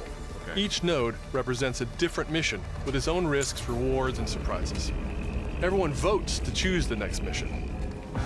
Once you've chosen a node on the probability map, your team will teleport into the mission. I can see people You may have to collect mission-critical resources, or even rescue survivors that can offer cool upgrades for your gear, all while trying to avoid the alien forces constantly sending drop pods and kill bots to stop you. We've worked hard to ensure that there are tons of items to choose from and a lot of strange creatures and mysterious things to encounter. For example, this weird alien plant is called a blink root, where you can collect a blink berry, which will teleport anyone who touches it to a random, distant location. All the various enemies, weapons, items, and mission objectives are all designed to interact with each other in dynamic ways that create emergent gameplay and endless, replayable chaos. That means your decisions really matter, and creativity and improvisation are key. We really want players to try things and think outside the box, like hacking an alien terminal to provide intel to the rest of the team, or being bombarded by killbot drop pods, or barely escaping with your life. And if you do die, don't worry. So long as one of you makes it back to home base, you'll be reprinted and ready to try again. Oh. The home base is a place for your team to readjust their strategy, So if one evolve your person gets loadout, out, you'll and choose hopefully rewards get from rewarded? an increasing array of powerful gear and upgrades. These are a lot of words promising something I'm already receiving in Helldivers 2. It's very emergent when a mortar ragdoll you into an exploding jet trooper. Yeah, but there's no some of the abilities in this game, it looks like teleporting and stuff, saving someone and bringing them out.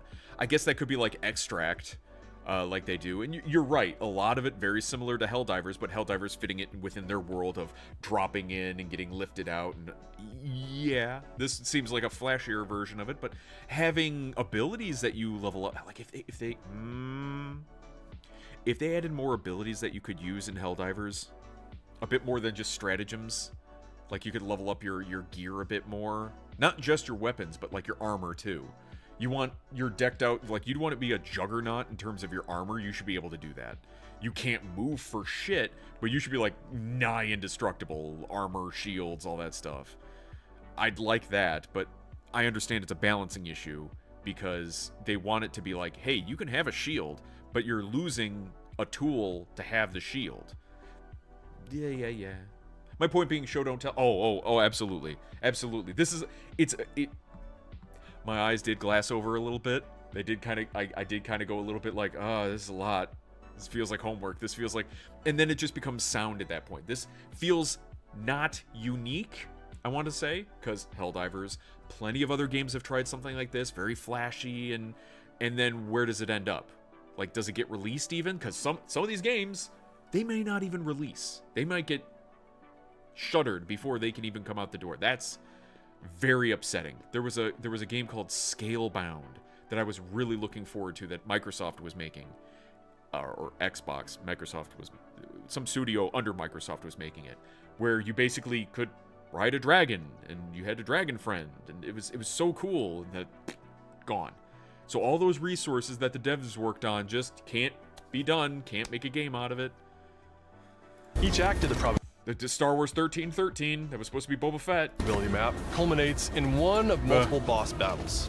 This is the Scanner Boss, a huge geologic surveyor that scans for flux deposits to harvest. Its scan fields are very lethal, creating a dynamic obstacle course of lasers to avoid while attempting to destroy the boss itself. Because the scanner's body rotates like a 3D puzzle, you want to spread out and attack it from all sides. All, of course, while avoiding the slow-moving, lethal laser grids. Our goal here is to create something new, where every run has you yelling and laughing and saying, "I can't believe that just happened." We're currently in pre-beta, so there's still plenty of polish to come. Again, Helldivers and we need players can like do you that. to join us Deep in Rock upcoming can do playtests. that. Your feedback will be invaluable in helping us make this game truly great.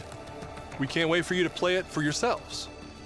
Now, go and fail to save the world. I'm not going to blame them for trying something like this, though, because it is very enticing to have like random and building and stuff like that, and teamwork and stuff like that. It's very well done. It's a very good idea. But will it stick out enough? That sounded like MS was grifted by Platinum, though, if I remember correctly. Microsoft was grifted by... Maybe. I think so. Hugh, look! What's this? That's the Earth. Here is the Earth. Round. You really can make everything with lunafilament, huh? Looks a bit like New York. Is that a place on Earth? Can't believe we haven't found any survivors. I haven't seen anyone besides you since leaving the vault. All alone, huh? I know the feeling. Hey, Hugh. What were you like as a kid? When I was young, I was in an orphanage. I was a lot like you. I had a few bumps along the way. But I had someone looking out for me. And now it's your turn. That doesn't tell me much of anything, but it still looks like an interesting game. Oh, there's more. Removal time exceeding estimates. Deploying reinforcements.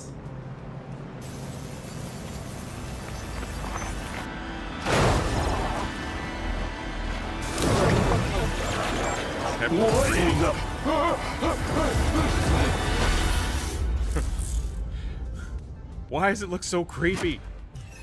Gameplay demo available now. Oh, look at all the shit you can get when you pre-order Deluxe Edition. Fluffy, Lunar Cat, Mecha Builder, Heavy Lifter. That actually looks pretty badass. Gun Skin, Data Library. It's all its cosmetics, then who cares? Death Stranding. I never played Death Stranding. Never played it. I have no idea what it's about. Come out on top, Every Sam? time I've tried to look into it, I have no idea what's going on. For me. I can't wait to find out.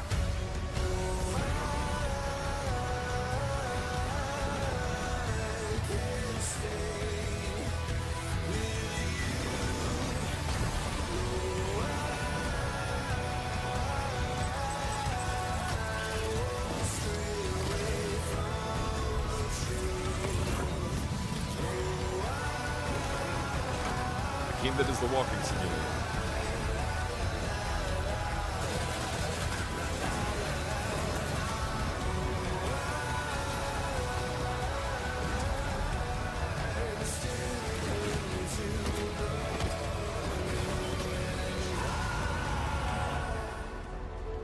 Okay. Kept you waiting, huh? Oh, for fuck's sake. Kept you waiting, huh? This is like fucking Snake. Just fuck Kojima. I don't own the rights to it, but I'm gonna keep doing it. Not gonna lie, I'm kind of excited to play Rules of Engagement, the Gray State. Which one's that one? Ah, my nose. Did I go through that one already? Oh, I'm going to sneeze. Ah.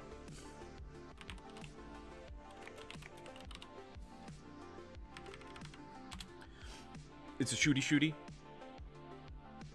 Oh.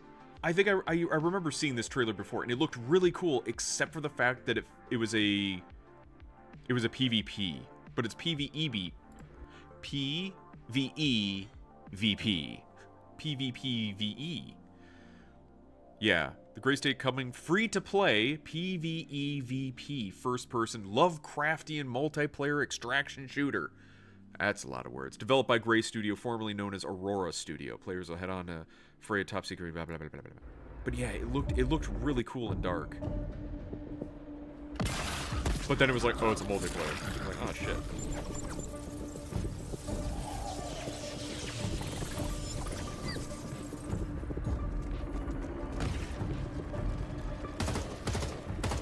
When's this one coming out?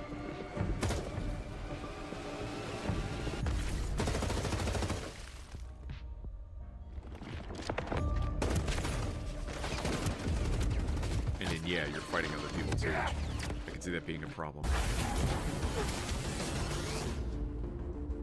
Wishlist now, Steam and Epic Store. That's it. It's not even on Xbox or anything, or PlayStation. I'm still rock hard for it. Well, I hope it comes out then. Because I hate for that to be another one that they just like, well, we shuttered it. Bye. Bye. Chandelier. What was that? Oh, Gladiator.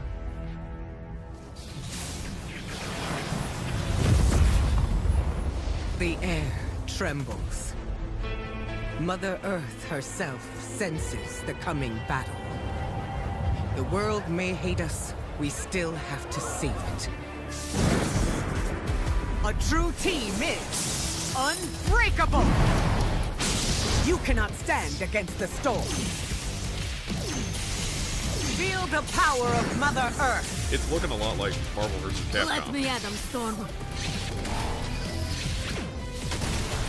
Limbo is waiting, and I'm starving for your soul! Time to end this! I've got this one.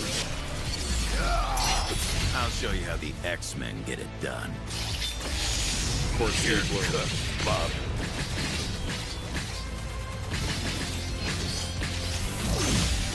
Initiating attack. There's danger. Danger just makes her look like an anime robot. That's it. Mara Junote? Ever since Midnight Sun's the go-to Storm voice. Oh, really? Did she do the 90s version? Unbreakable X-Men shows 2 female characters right off the bat. I am all that remains of Shi'ar technology. Prepare to be disassembled. Surrender to avoid further danger. Let's finish this. I mean, if I were into fighting games... Together!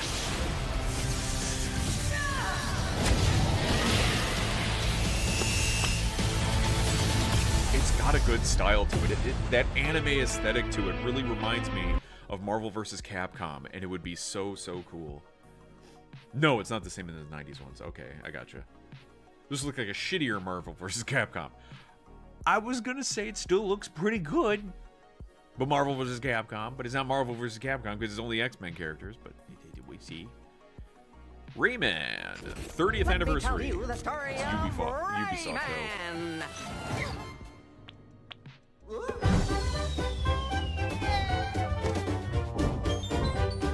Oh my god.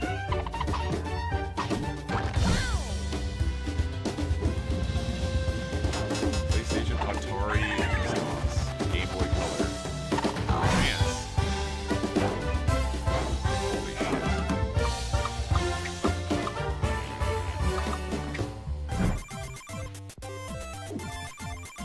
prototype.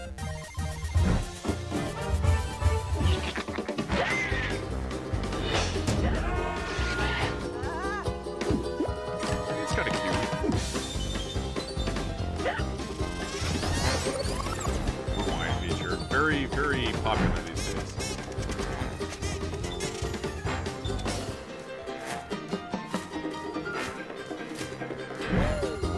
C'était un jeu déjà d'une ambition extrêmement importante. Être capable d'animer un personnage à 30 images secondes.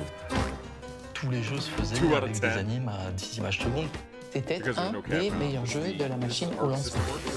Ooh, Guilty Gear. Ah, that makes sense. Et voilà, c'est beau. C'est beau. C'est beau. Rayman. PUBG publisher craft in front of the wilderness. Is it a wilderness? Oh, what's this? Gross.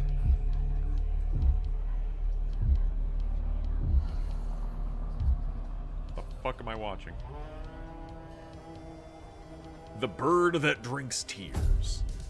We are the children of water. Eh?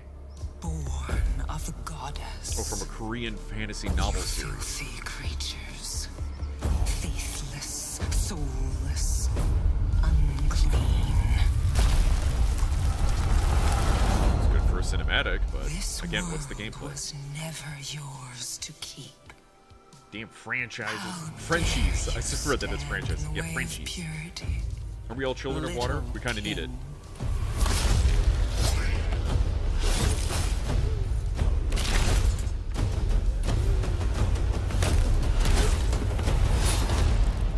That's a big boy. Is that a bird? Look at that cock.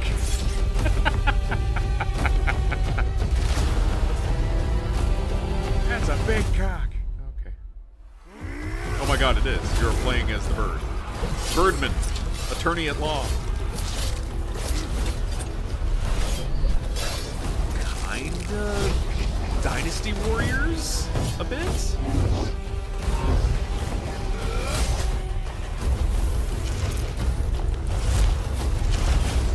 Huh.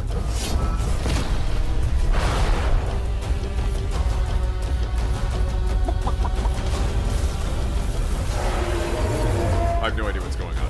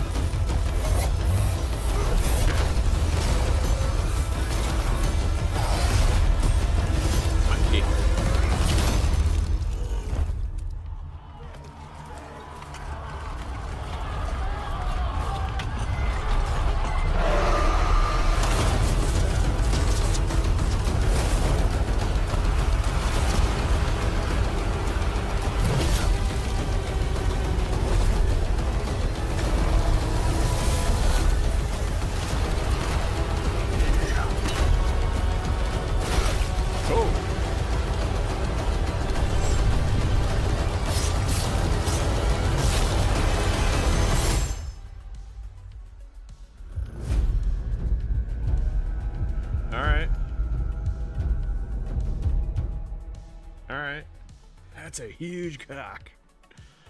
Dead or Alive new project teases that the dawn of a new chapter awaits. Will there be booba?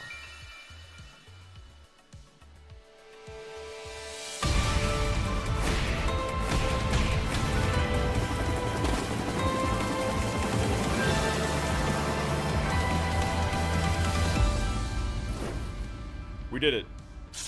We saved gaming.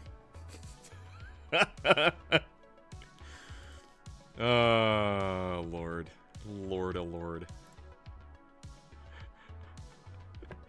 It's like, that's all you need. That's all you need. You need a little bit more. You need some story. Oh, it's over booba. Correct. Now more booba. Correct.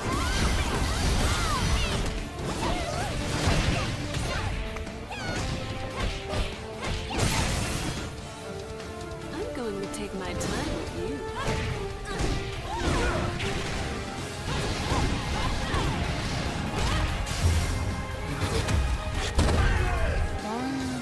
Fight me.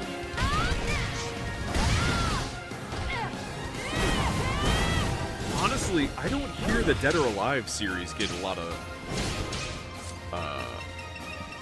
positivity to it. It's like, in terms of your fighters, you got Street Fighter is kind of big. You know, they're one of the top. Tekken is kind of up there. And then, like, Fatal Fury, a little bit. Virtua Fighter was there for a little bit. Like, a lot of these... Dead or Alive seems to... Mortal Kombat, yeah. Dead or Alive seem to kind of flutter out a little bit. So, it's... I mean, it's good to see them back. They provided... Like, this combat looks really fun. How are you? Please be safe. You. You will never defeat me.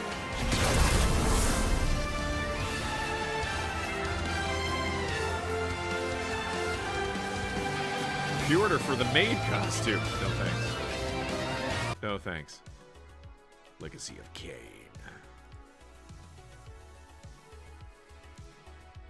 Legacy of Kain Ascendant's the first new Legacy next month. Oops.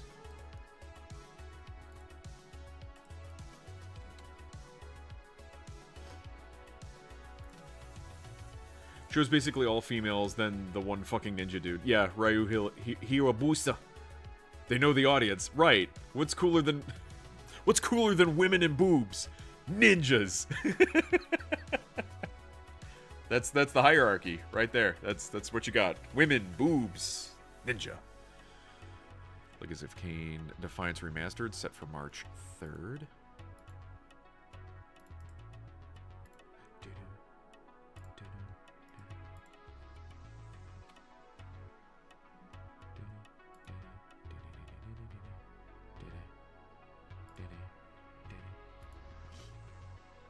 Mix them together. Booba ninjas. We have those. We have those. They're unstoppable. They cannot be stopped. Darwin's paradox lets you become an octopus who wants to find their way back to the ocean. Starting at Snake. What the fuck? Oh, okay, I see.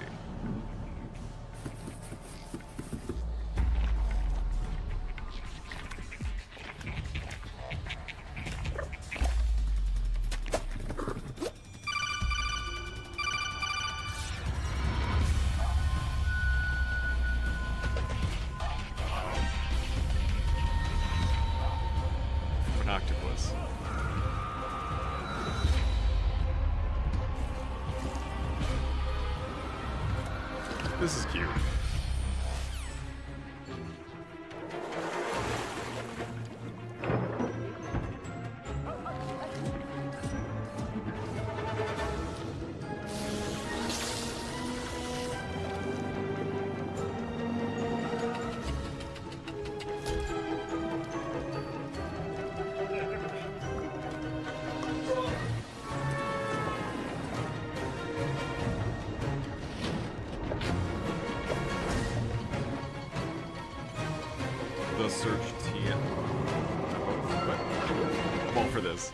This is cute. I like this.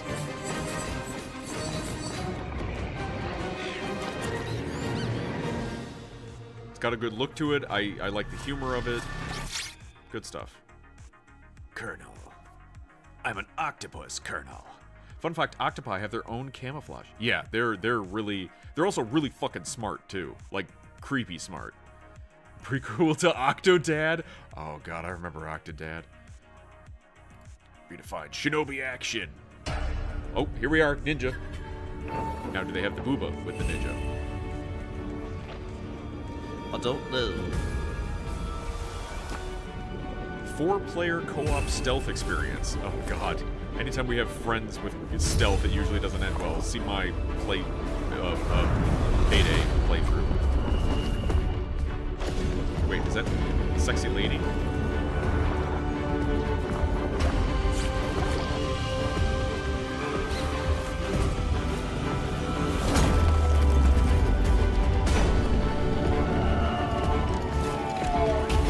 Sexy lady.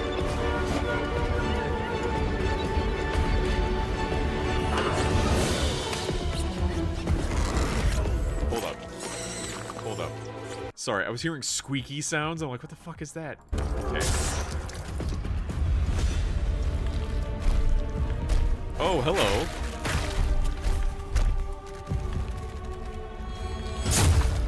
Oh, God.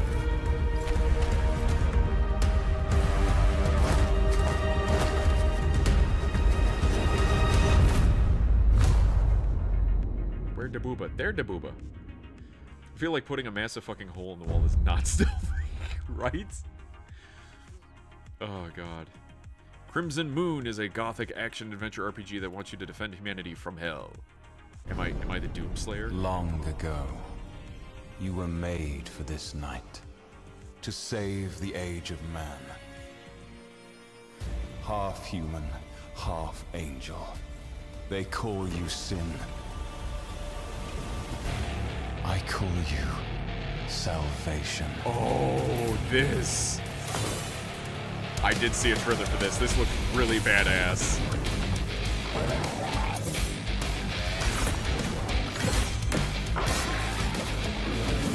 Maybe this was another game I was thinking of. I'm sorry.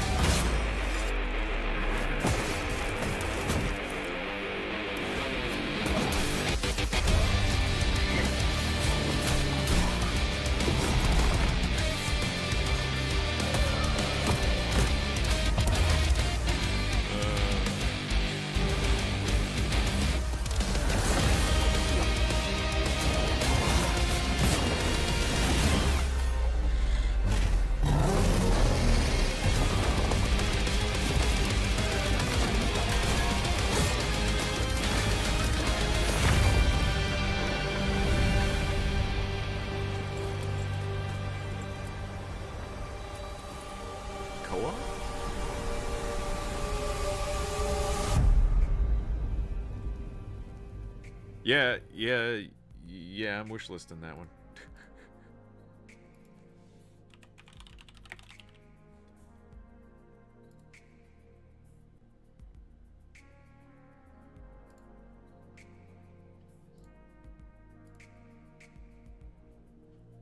See if I can find it.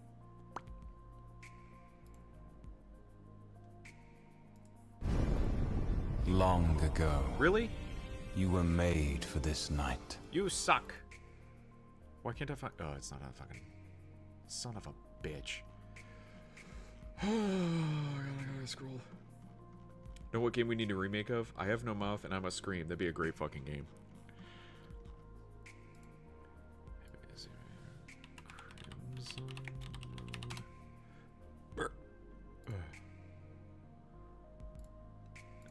It's got violence and blood.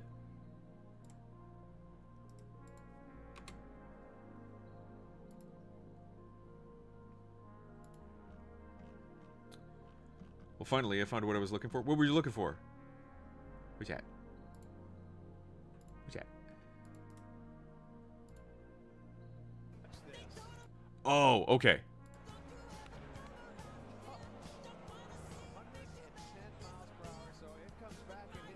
I mean, I've seen clips like that before. Ooh.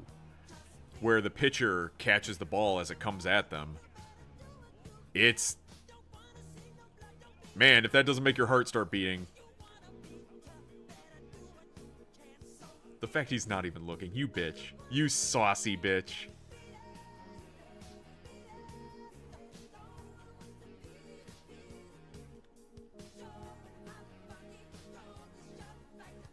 Ow, ow, ow, ow, ow.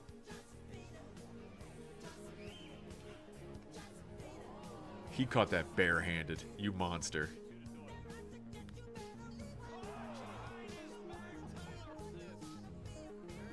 Jeez. That's well done. Was that the exact video you were looking for, Black Hat? For fuck's sake. Oh, sorry. Just came off my head. It's okay if I want horror. I do taxes. Oh, buddy, it's tax season. Oh, buddy. Black Hat, was that the video you were actually looking for? Like the exact video? Because that was really impressive. Where am I? I went too far. I've gone too far. Bigger Vis. Fucking. That was the exact one. That was really cool. That ball be hard and fast, hit my body really bruises and I barely fling it. They're probably dead inside. Oh, this is like tactical RPG.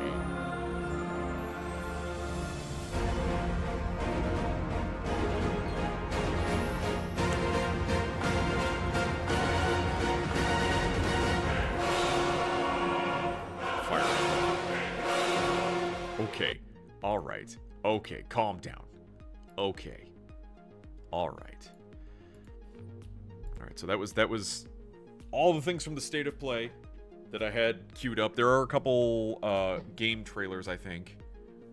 To go through. Exactly. Fart. Yes. Yes. Fart.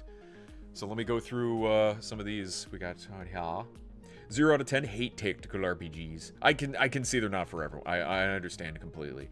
Part of me is really I find it really chill, like games like XCOM or Baldur's Gate or Rogue Trader. You kind of like sit back, take your time, move the pieces. I find those games to be relaxing because then you're not pressured and like gotta go, oh my god. You know, reaction, high reaction stuff. There's more than just the one I shared. I watched the whole video. Yeah, I watched the whole video. All those catches were phenomenal.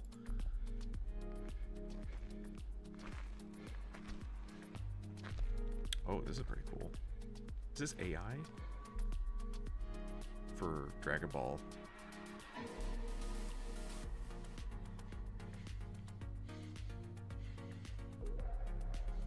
They weren't there a second ago. Yeah, this has got to be AI. It doesn't know positioning.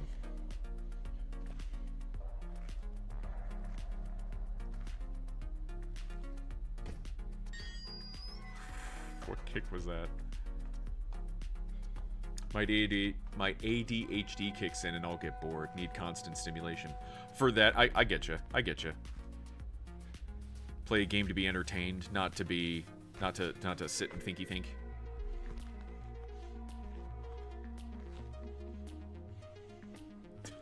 So, it's Jill Valentine.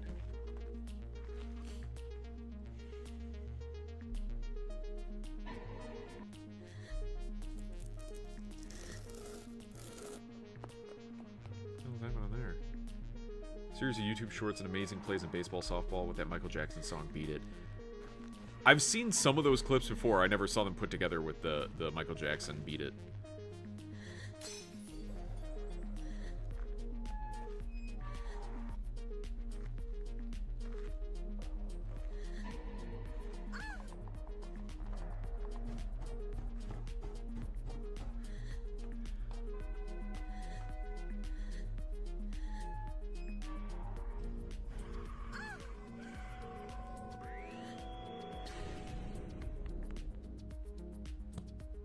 Okay.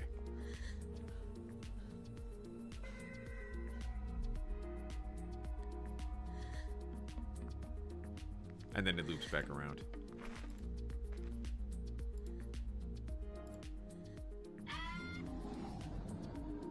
Or you get sucked.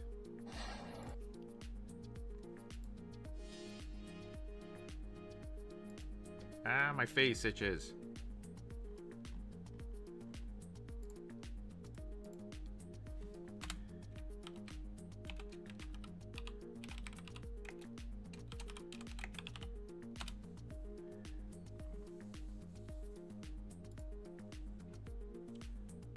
Looking to see if there's anything similar with football and basketball. I don't know.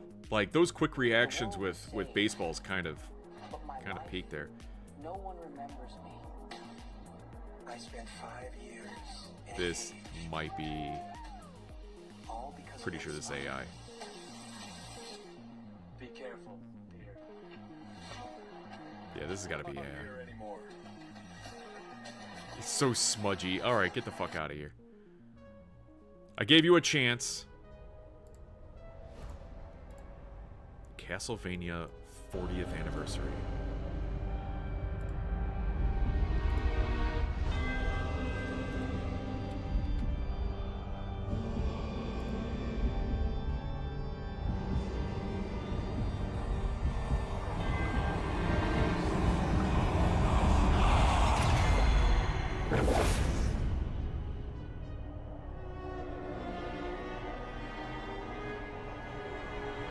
play Metro Exodus or be responsible and go to sleep at a normal time?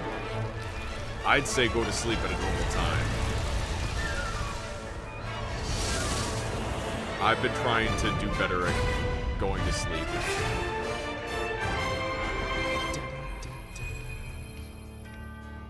Cool, great. 40th anniversary. What are you doing? What are you doing for that? Nothing. That's what.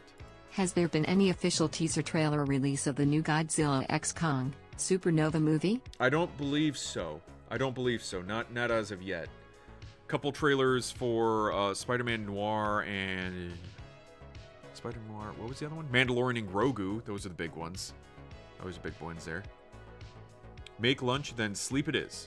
Well, probably watch anime and fall asleep. But, I mean, you're in the process. Playing the video game, you're not in the process of winding down and going to bed. You're in the process of revving up and doing a thing, which will extend it way more. So, yeah. Watch some anime. What anime are you going through currently, Echelon Matt?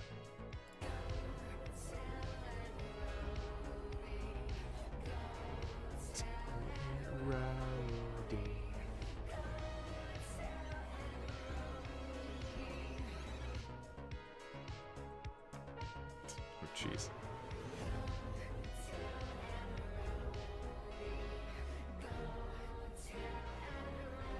Henry Cavill as Chris. Oh, geez, all these people are kind of old. Chris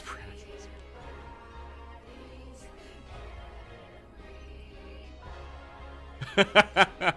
Brendan Fraser. Code Veronica. So bad.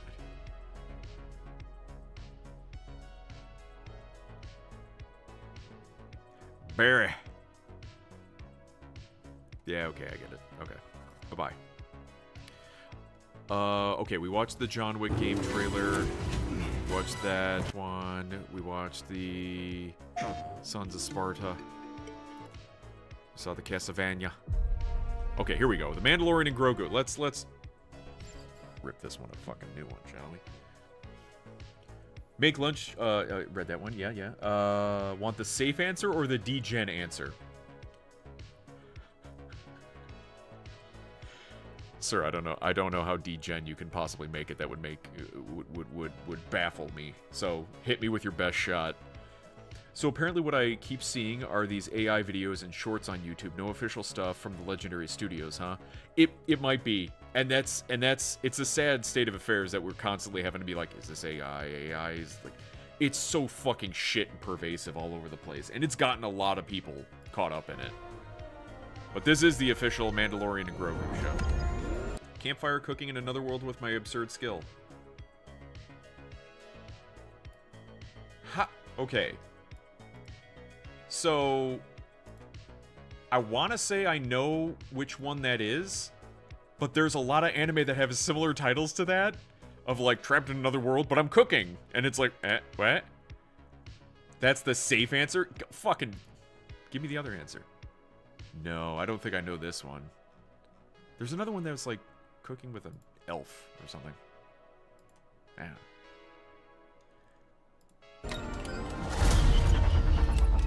Hey, never touch the buttons. Punch the baby. Punch the baby now. Punch the baby. Punch the baby. How many times is this show, this movie, in this movie, gonna be, baby gets into trouble and he has to be saved by Mandalorian? Oh no!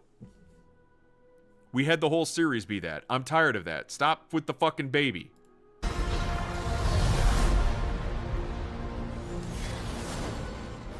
I can use some information. Whoa, for this price, I'll tell you whatever you want. I'm looking for a hut. Close for the night. Thank you.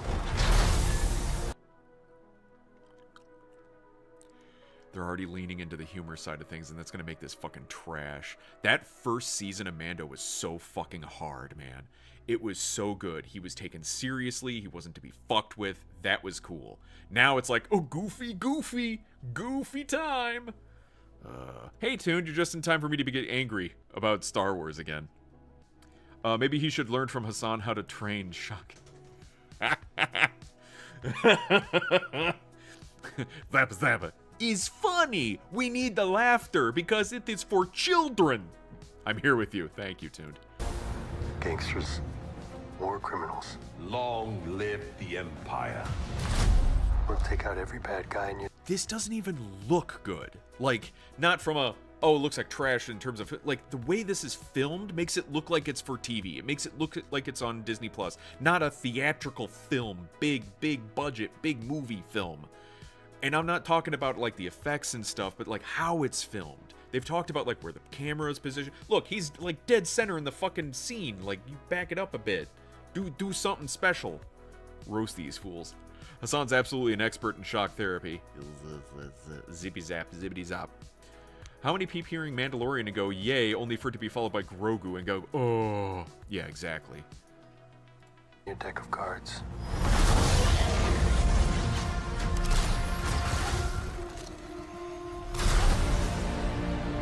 This isn't about revenge. It's about preventing another war. Let's watch the baby do a thing. Strap in. And I'm betting this is probably, since this happens, all of this stuff happens after Return of the Jedi, they're probably going to try to connect this to The Force Awakens, which immediately is going to ruffle feathers because people are like, do not connect this to the sequel trilogy because that's a piece of shit. But they're going to try to do it. We got to stop a war. Is the First Order forming? Are we going to find out how the First Order forms? Oh. I'm stuck between DD and Mach and Key. Okay. Is that your D-Gen answer? That's not that D-Gen. Shut up. High School DD and Mach and Key. I watched Mach and Key. The first season of Mach and Key is good.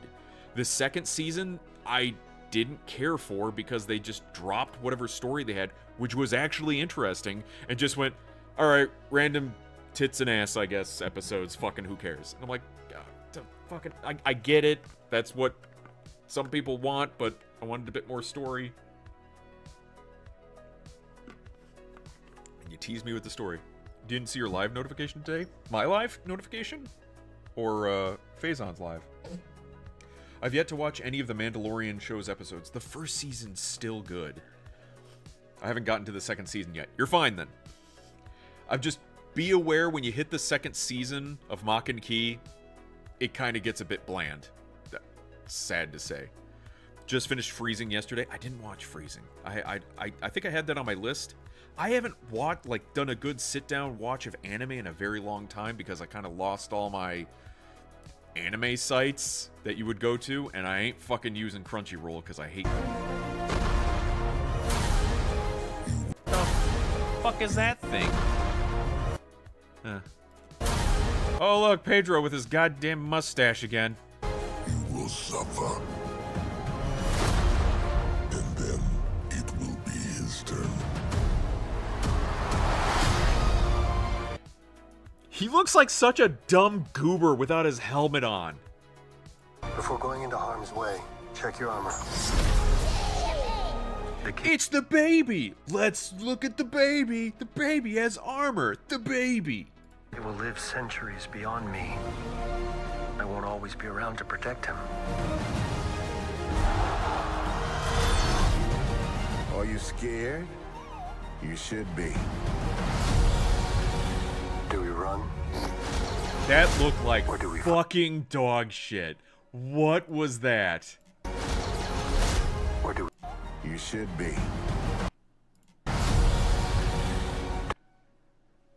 That does not look there. That is not there at all. Do we run? Or do we fight? I like this kid.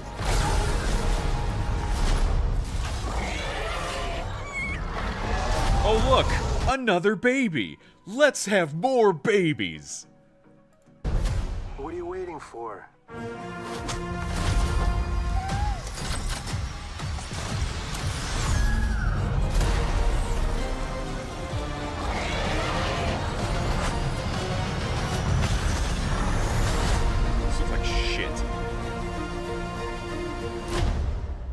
Let's save the rest for after dinner. I cannot stress enough that I want this movie to crash and burn and crater Disney into the fucking dirt.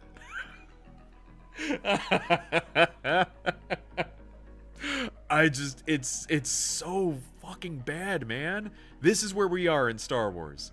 It's just shiny dangling keys. Look at the baby. Oh my god. Oh god.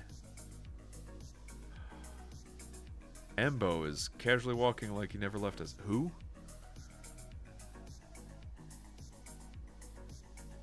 Should have been the Super Bowl trailer. I will agree with that 100%. That should have been the Super Bowl trailer over whatever teaser nonsense that they gave us.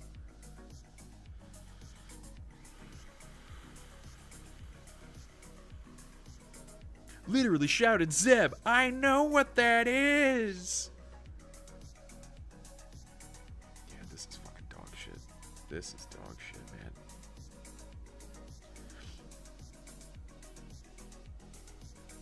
Hang on, let me get caught up. Couldn't do it. Getting harder to care about streams when I'm the only one that does. Maybe watch Claymore. Claymore was good. Claymore was really good. I kind of want to read the manga, but I heard the manga got really depressing or weird or something like that. But Claymore is good. Plus, DC Universe Online has gotten old. How many seasons of the show has been so far? 3 or 4, I think. Boba Fett was a show of his own or a season of Mandalorian. Boba Fett had his own show. But even in Boba Fett's own show, there were a couple episodes that were just Mando. Like, they basically went, meanwhile, and just had a couple episodes of just Mando and never even, the two stories never crossed paths. I think that was during the writer's strike, so there was a little bit of a contention there of like, well, let's throw that in there. It was bullshit. The Boba Fett show was fucking trash, too. Oh, buddy. Yeah, 2 out of 10 looks dull as fuck. It doesn't... It's not hitting anything. It's not hitting... This is a Star Wars that... If you have 5 million views, because people are sharing it, but... Holy crap, this isn't good. What's this one? IGN? This is from IGN, and it's got... only 108,000. Yeah, it's... No established characters that you really know of, and the ones that you're trying to pull in are like stupid ones. It's dumb. All right, this Spider-Man Noir one actually looks really good, though. I will say that. Tell me. Anna Watch TV. Hang on.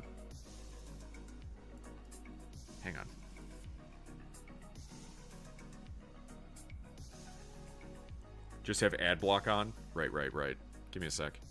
Of course I have ad block on.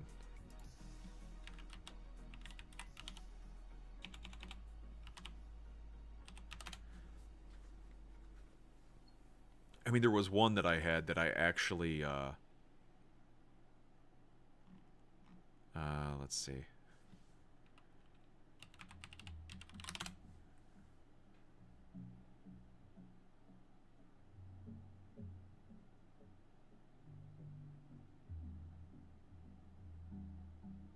There was one site that I created a account on so that I could save all the stuff, like my watch list. Yeah, there's add to list and stuff. Like, yeah, this is built almost exactly like it. Yep. All right, let me go back to the Spider Noir looks like Pete Cage. Move your mic closer or turn it up. Sorry, I moved away. I moved away from the mic. Yeah. The thing I don't like. The one thing I will say I don't like about the Spider Noir trailer is that they have 2 versions of it. One of the trailers is in color, and I think that's bullshit for making it noir. The fact that it's noir, he's always in black and white. In the Spider-Verse movies, he's always in black and white. That's the character. To have this, oh, you can also watch it in color, it screams to me that they're scared Zoomers can't handle black and white movies. That it's too old, they don't like it, they want to see color. It's like they don't understand art then, and they should fucking piss off. The fact that you can see shadows so much better in black and white is ridiculous. You already know how it ends. Well, then start from the beginning. And it's on Prime. Ticks. Thoughts. Impulses. At the very least, we're gonna get some memes of Nicolas Cage.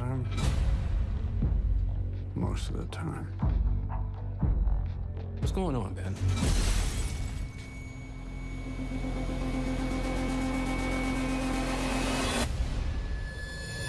Wait. What the hell happened to him? I beat up some guys in a bar.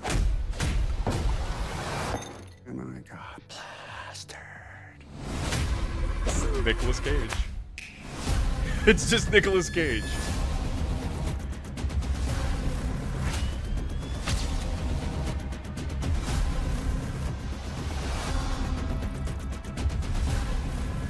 What if it was like What are you thinking about over there? a noir style Existential crisis, if I'm honest. superhero? I like, ah man, I've been wanting that for years. Like the Rocketeer. So good.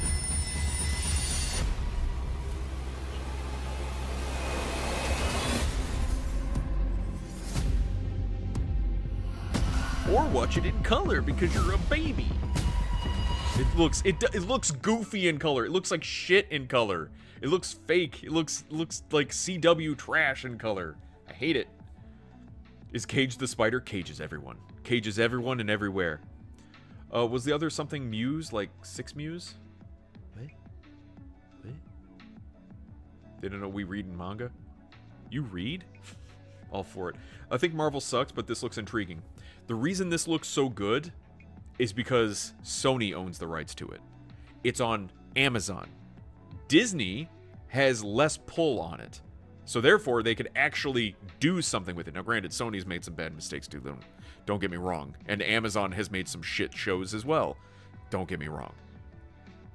But Disney Plus, way more misses than hits. Amazon has at least a couple hits. Please let there be a fucking bees scene. They're not the bees! Not the bees!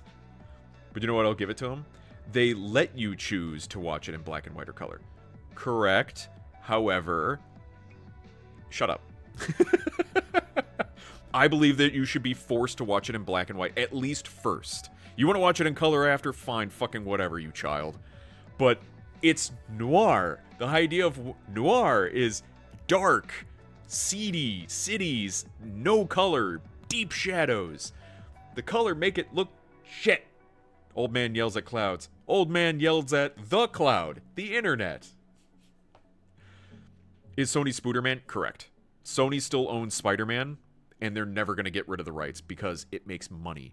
Spider-Man is Marvel's #1 moneymaker. It's the #1 comic. It's the #1 character.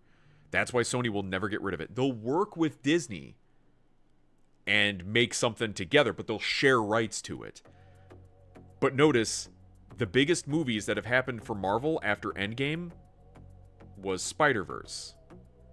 Or Deadpool and Wolverine, which was a 20th Century Fox, which Disney bought out. If Disney could, they'd probably buy Sony, but they're hurting for money right now, so I don't think they will. So this is like another Spider-Man-ish movie with Nicolas Cage. I believe it's a series. I think. I'm pretty sure it's a series. Series. It's a series, so multiple episodes. And it's alternate universe Spider-Man, where it's in like the 1940s. It's pretty good character. It's a pretty interesting idea. Granted, yes, I've told you how much I hate multiverse stuff, but it's live action. So it could look good, at least. I'm not with Stove here. Get out. Toss a coin to your witcher, O Valley of Plenty. Speaking of shows that went tits up, the the Netflix show for Witcher is dead now. If he steals the fucking Declaration of Independence, I'm gonna lose my shit. You saw his snaps? That was like from 60, Gone in 60 Seconds. Eh? Spider-Man, huge IP, correct. I enjoyed Into the Spider-Verse. I never saw the sequel, because I just didn't care enough. Wasn't Cage in that one. He provided the voice for Spider-Man Noir. So, it's the same character. Your only argument should be Nick motherfucking Cage. Nick Cage would be a good... they're never bringing Nick Cage into Marvel, I guess. There was a sequel. Yeah, Enter the Spider-Verse 2, which ended on a cliffhanger, which pissed everyone off. Enter the Spider-Verse 2 actually introduced Spider-Man 2099. I don't remember the rest of it. I guess it dealt with the villain Spot. But I did watch it because I don't give a shit about those characters. I want Peter Parker. Of course I say that, and then I'm like, this one looks pretty good. But I guess it's just different enough. Miguel O'Hara, right, correct. But then they added Penny Parker into it, which is the Japanese spider person man thing. Yeah, it's all over the place, man. But I'm saying this looks good. This looks pretty good. As long as they're not focusing on frickin' Miles. Oh, Lord.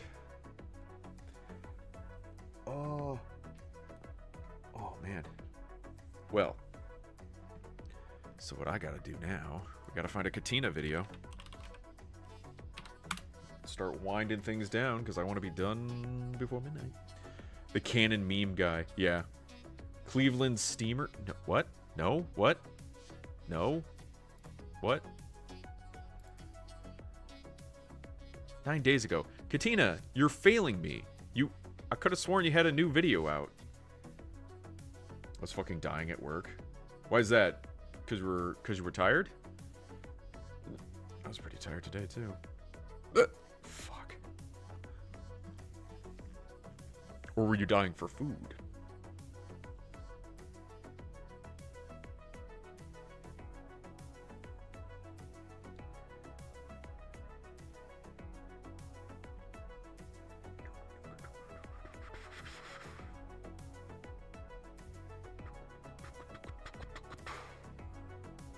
Someone made Jurassic Park, but Pee Wee Herman in it instead of dinosaurs. Oh, that's pretty good. It's Sig. We're all dying. We're all dying here. I'm somewhat of a dying myself.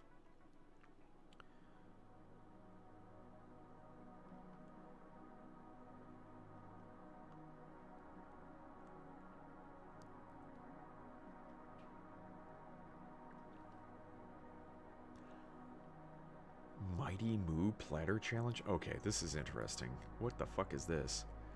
I guess we'll go with this one.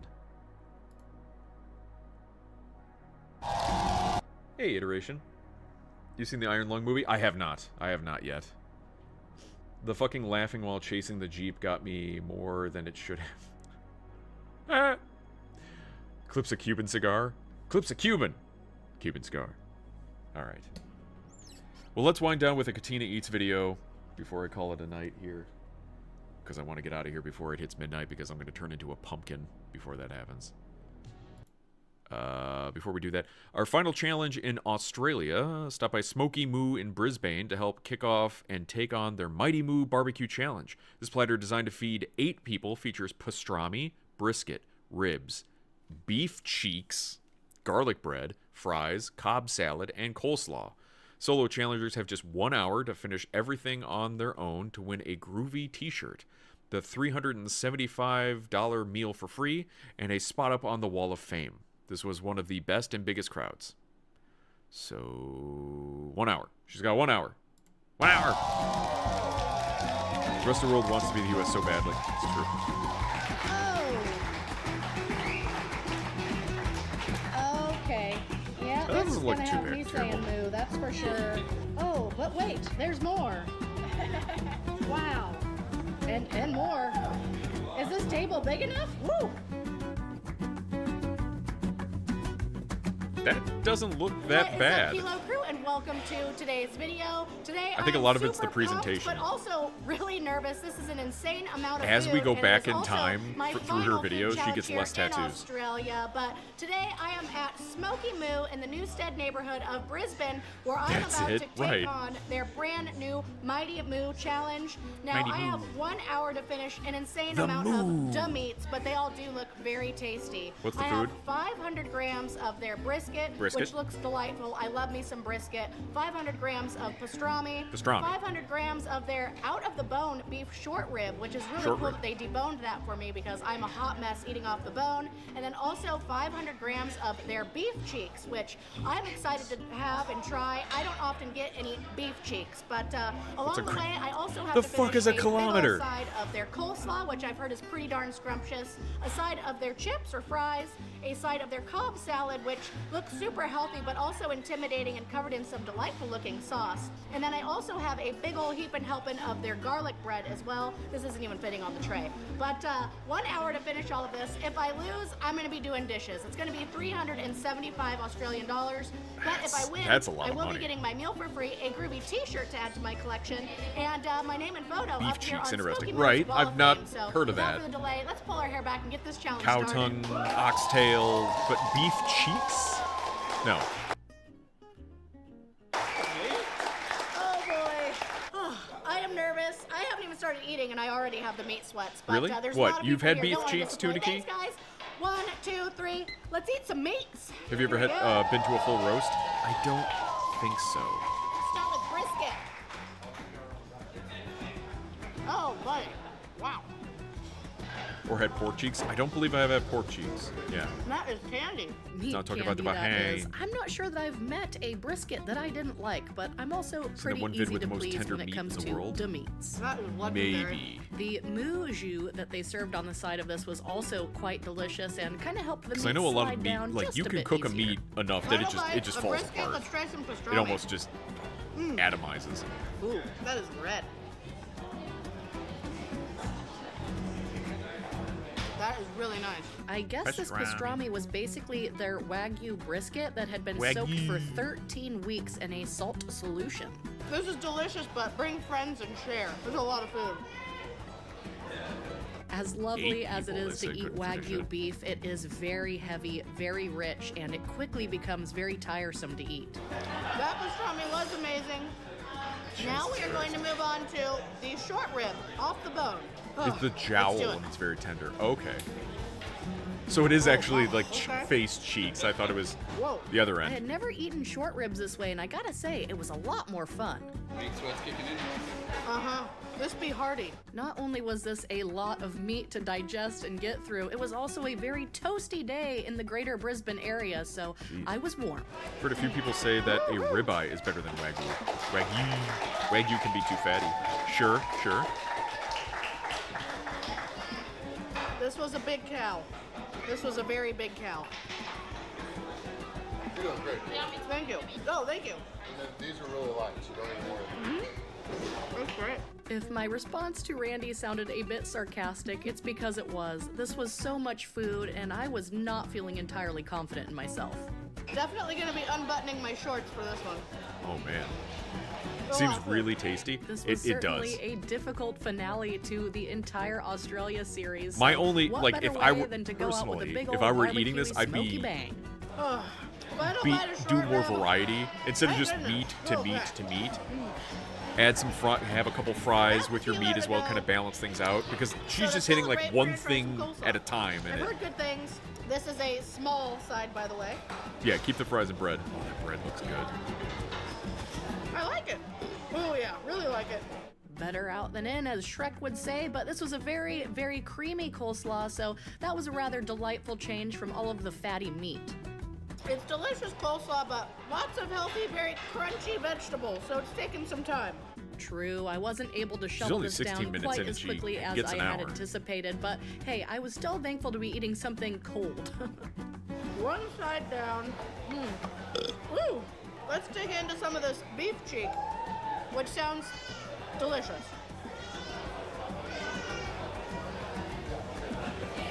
It's funny, it's like starving kids in Let's just Africa. say We the watch sounds one of that tiny baby woman crying eat was exactly how I was portion feeling for at this 8. point. As delicious as all of this was, the smoky taste of the beef was really You're losing starting to fries. get to me. They still look scary, even on the platter. Try a couple.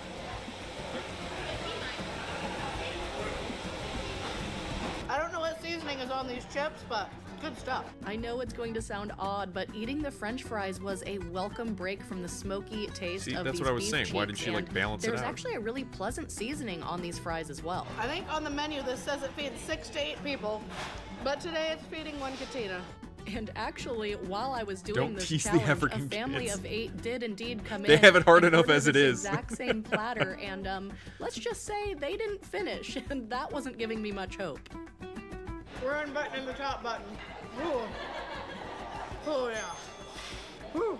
That's enough whinging, Katina. Roll up the proverbial sleeves and tuck back in.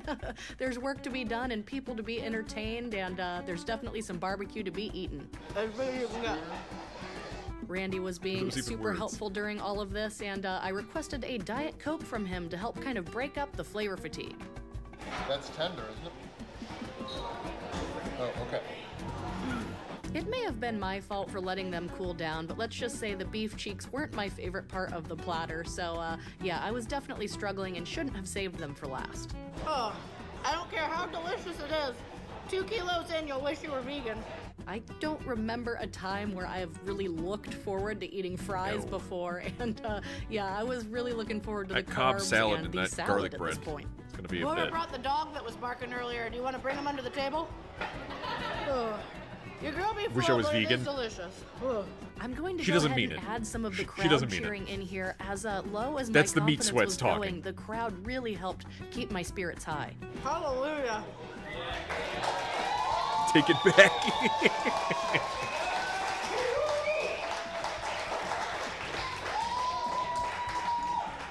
Let me get rid of the tray. Yeah. Last bits of chips as well.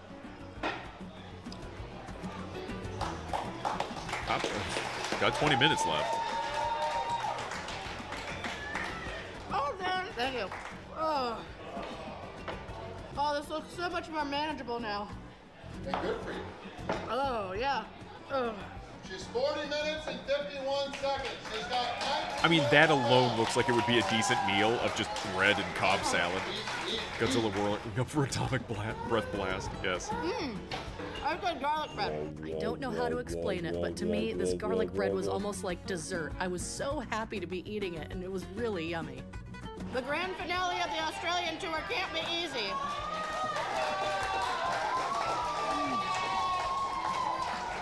Dessert or not, your girl was feeling some type of way. I was so full, and truly the only thing that kept me going was this absolutely amazing crowd of supporters. I'm pretending this is a big bowl of ice cream. Look at that there. That is a look of pure grit what and the hot dog seeders determination, do just and dunk the fighting for bread. every bite that I could True, squeeze in. yeah. I was so full, but you have to end a trip with a big ol' victory. Oh, this is not a bowl of veggies, this is a bowl of ice cream. Last bite.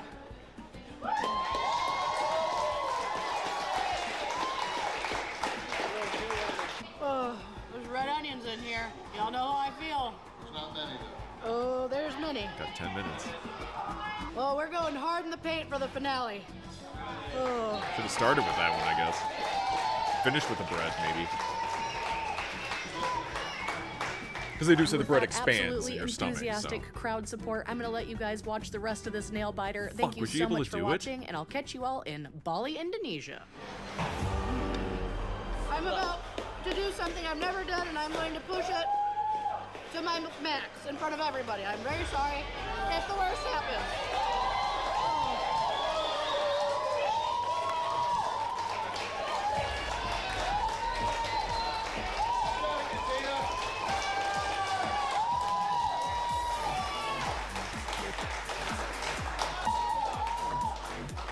It's all light. You got this.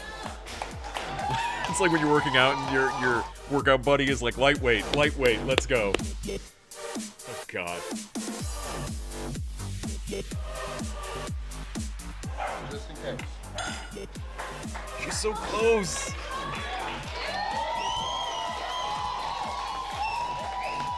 One more chew? I don't know if it's one more chew. It's a couple more chews. 75 seconds. She ate for an hour. Yeah. I mean, do you not? I eat for an hour. She's got 1 minute left.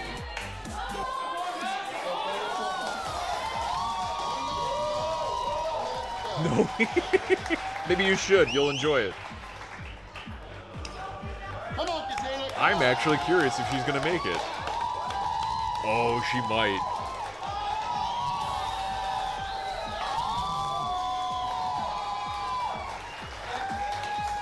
Come on, babe. You know.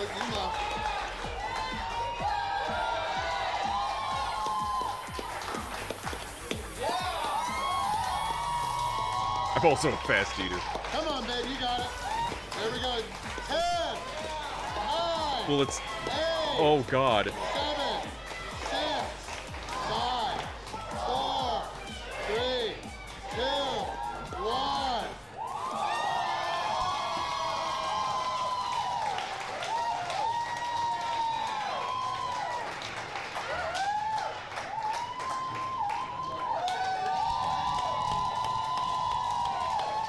She's just got to swallow and then she'll be all right. Good job, babe. This was a rough one, man. Rarely do I eat 20 minutes. Well, you don't eat 20 minutes. You eat food. I'm sorry. Pass, but that was a horrible finish. It was a rough finish. I haven't even had time to breathe. Bro, that was a lot of food. Dude, I don't know what Cobb salad is, but I never I'm want not it. proud of the fact that chipmunking was okay, but I am thankful that chipmunking was okay. She What just the saved heck of herself a finale $300-something here in Australia. A big thank you to Smokey Moo. A big thank you to everyone cheering me on. Wow. You guys are amazing. No special prizes except to take a dump later. No, I thought you got a shirt. You've never had Cobb salad? Not to my recollection. Again, not proud She of gets a spot up on the wall chipmunking, for but you Wall gotta of do Fame. what you gotta do. She doesn't even give a That was shirt. a lot of food. I dare you guys to try it, but whew. Sorry, that was sassy. Sassy Honestly, a Molassy. big thank you. If you guys weren't cheering me on, wouldn't have even tried that hard. Thank you guys so much.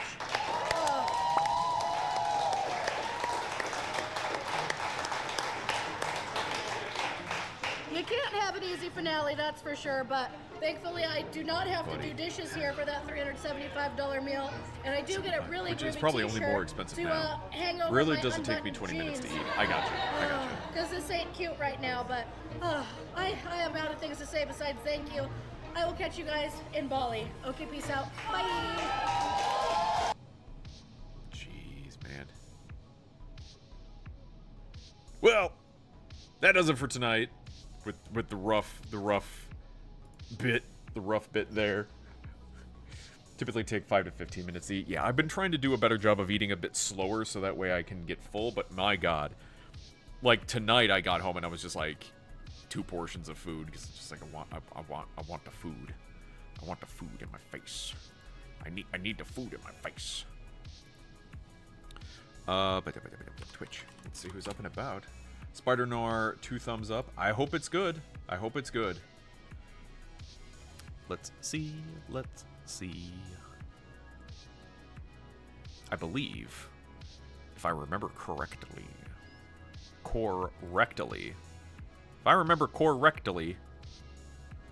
we have ourselves a green leader who's streaming. So we can go and give him a poke. A pig and a poke. Doing Shinobi, Art of Vengeance. Vengeance! What do we got? Fucking commercials?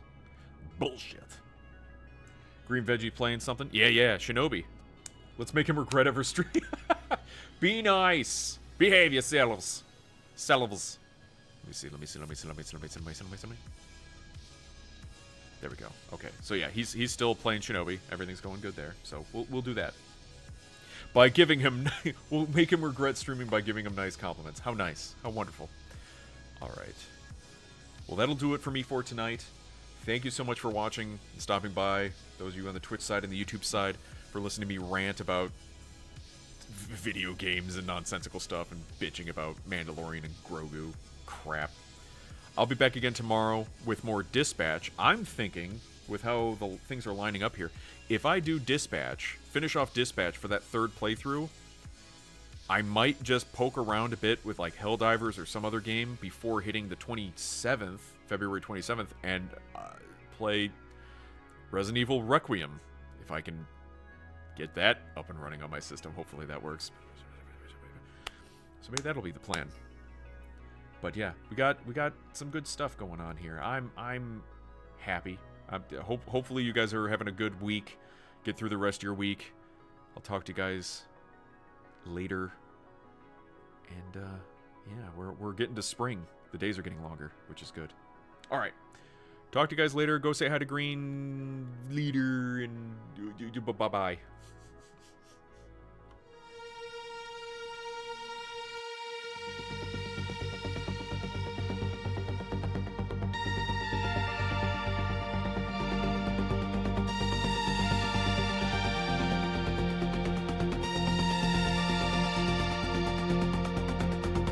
From the quiet grind to the late night glow, built it step by step, let the whole world know. Mind sharp like lightning, calm like stone, walks his own path, never walks alone. Got vision in his eyes, got plans in play, turns maybe someday into watch me today.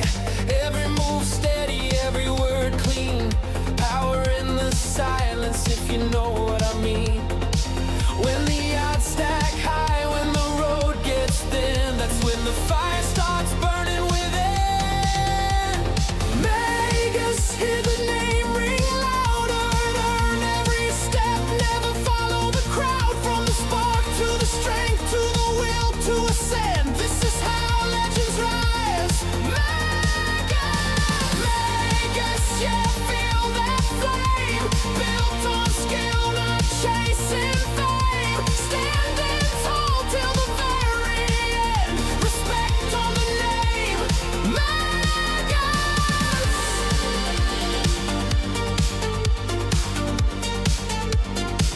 Got patience like time, got focus like steel. Knows what's fake and what's real. Every challenge met with a calm resolve. Never backs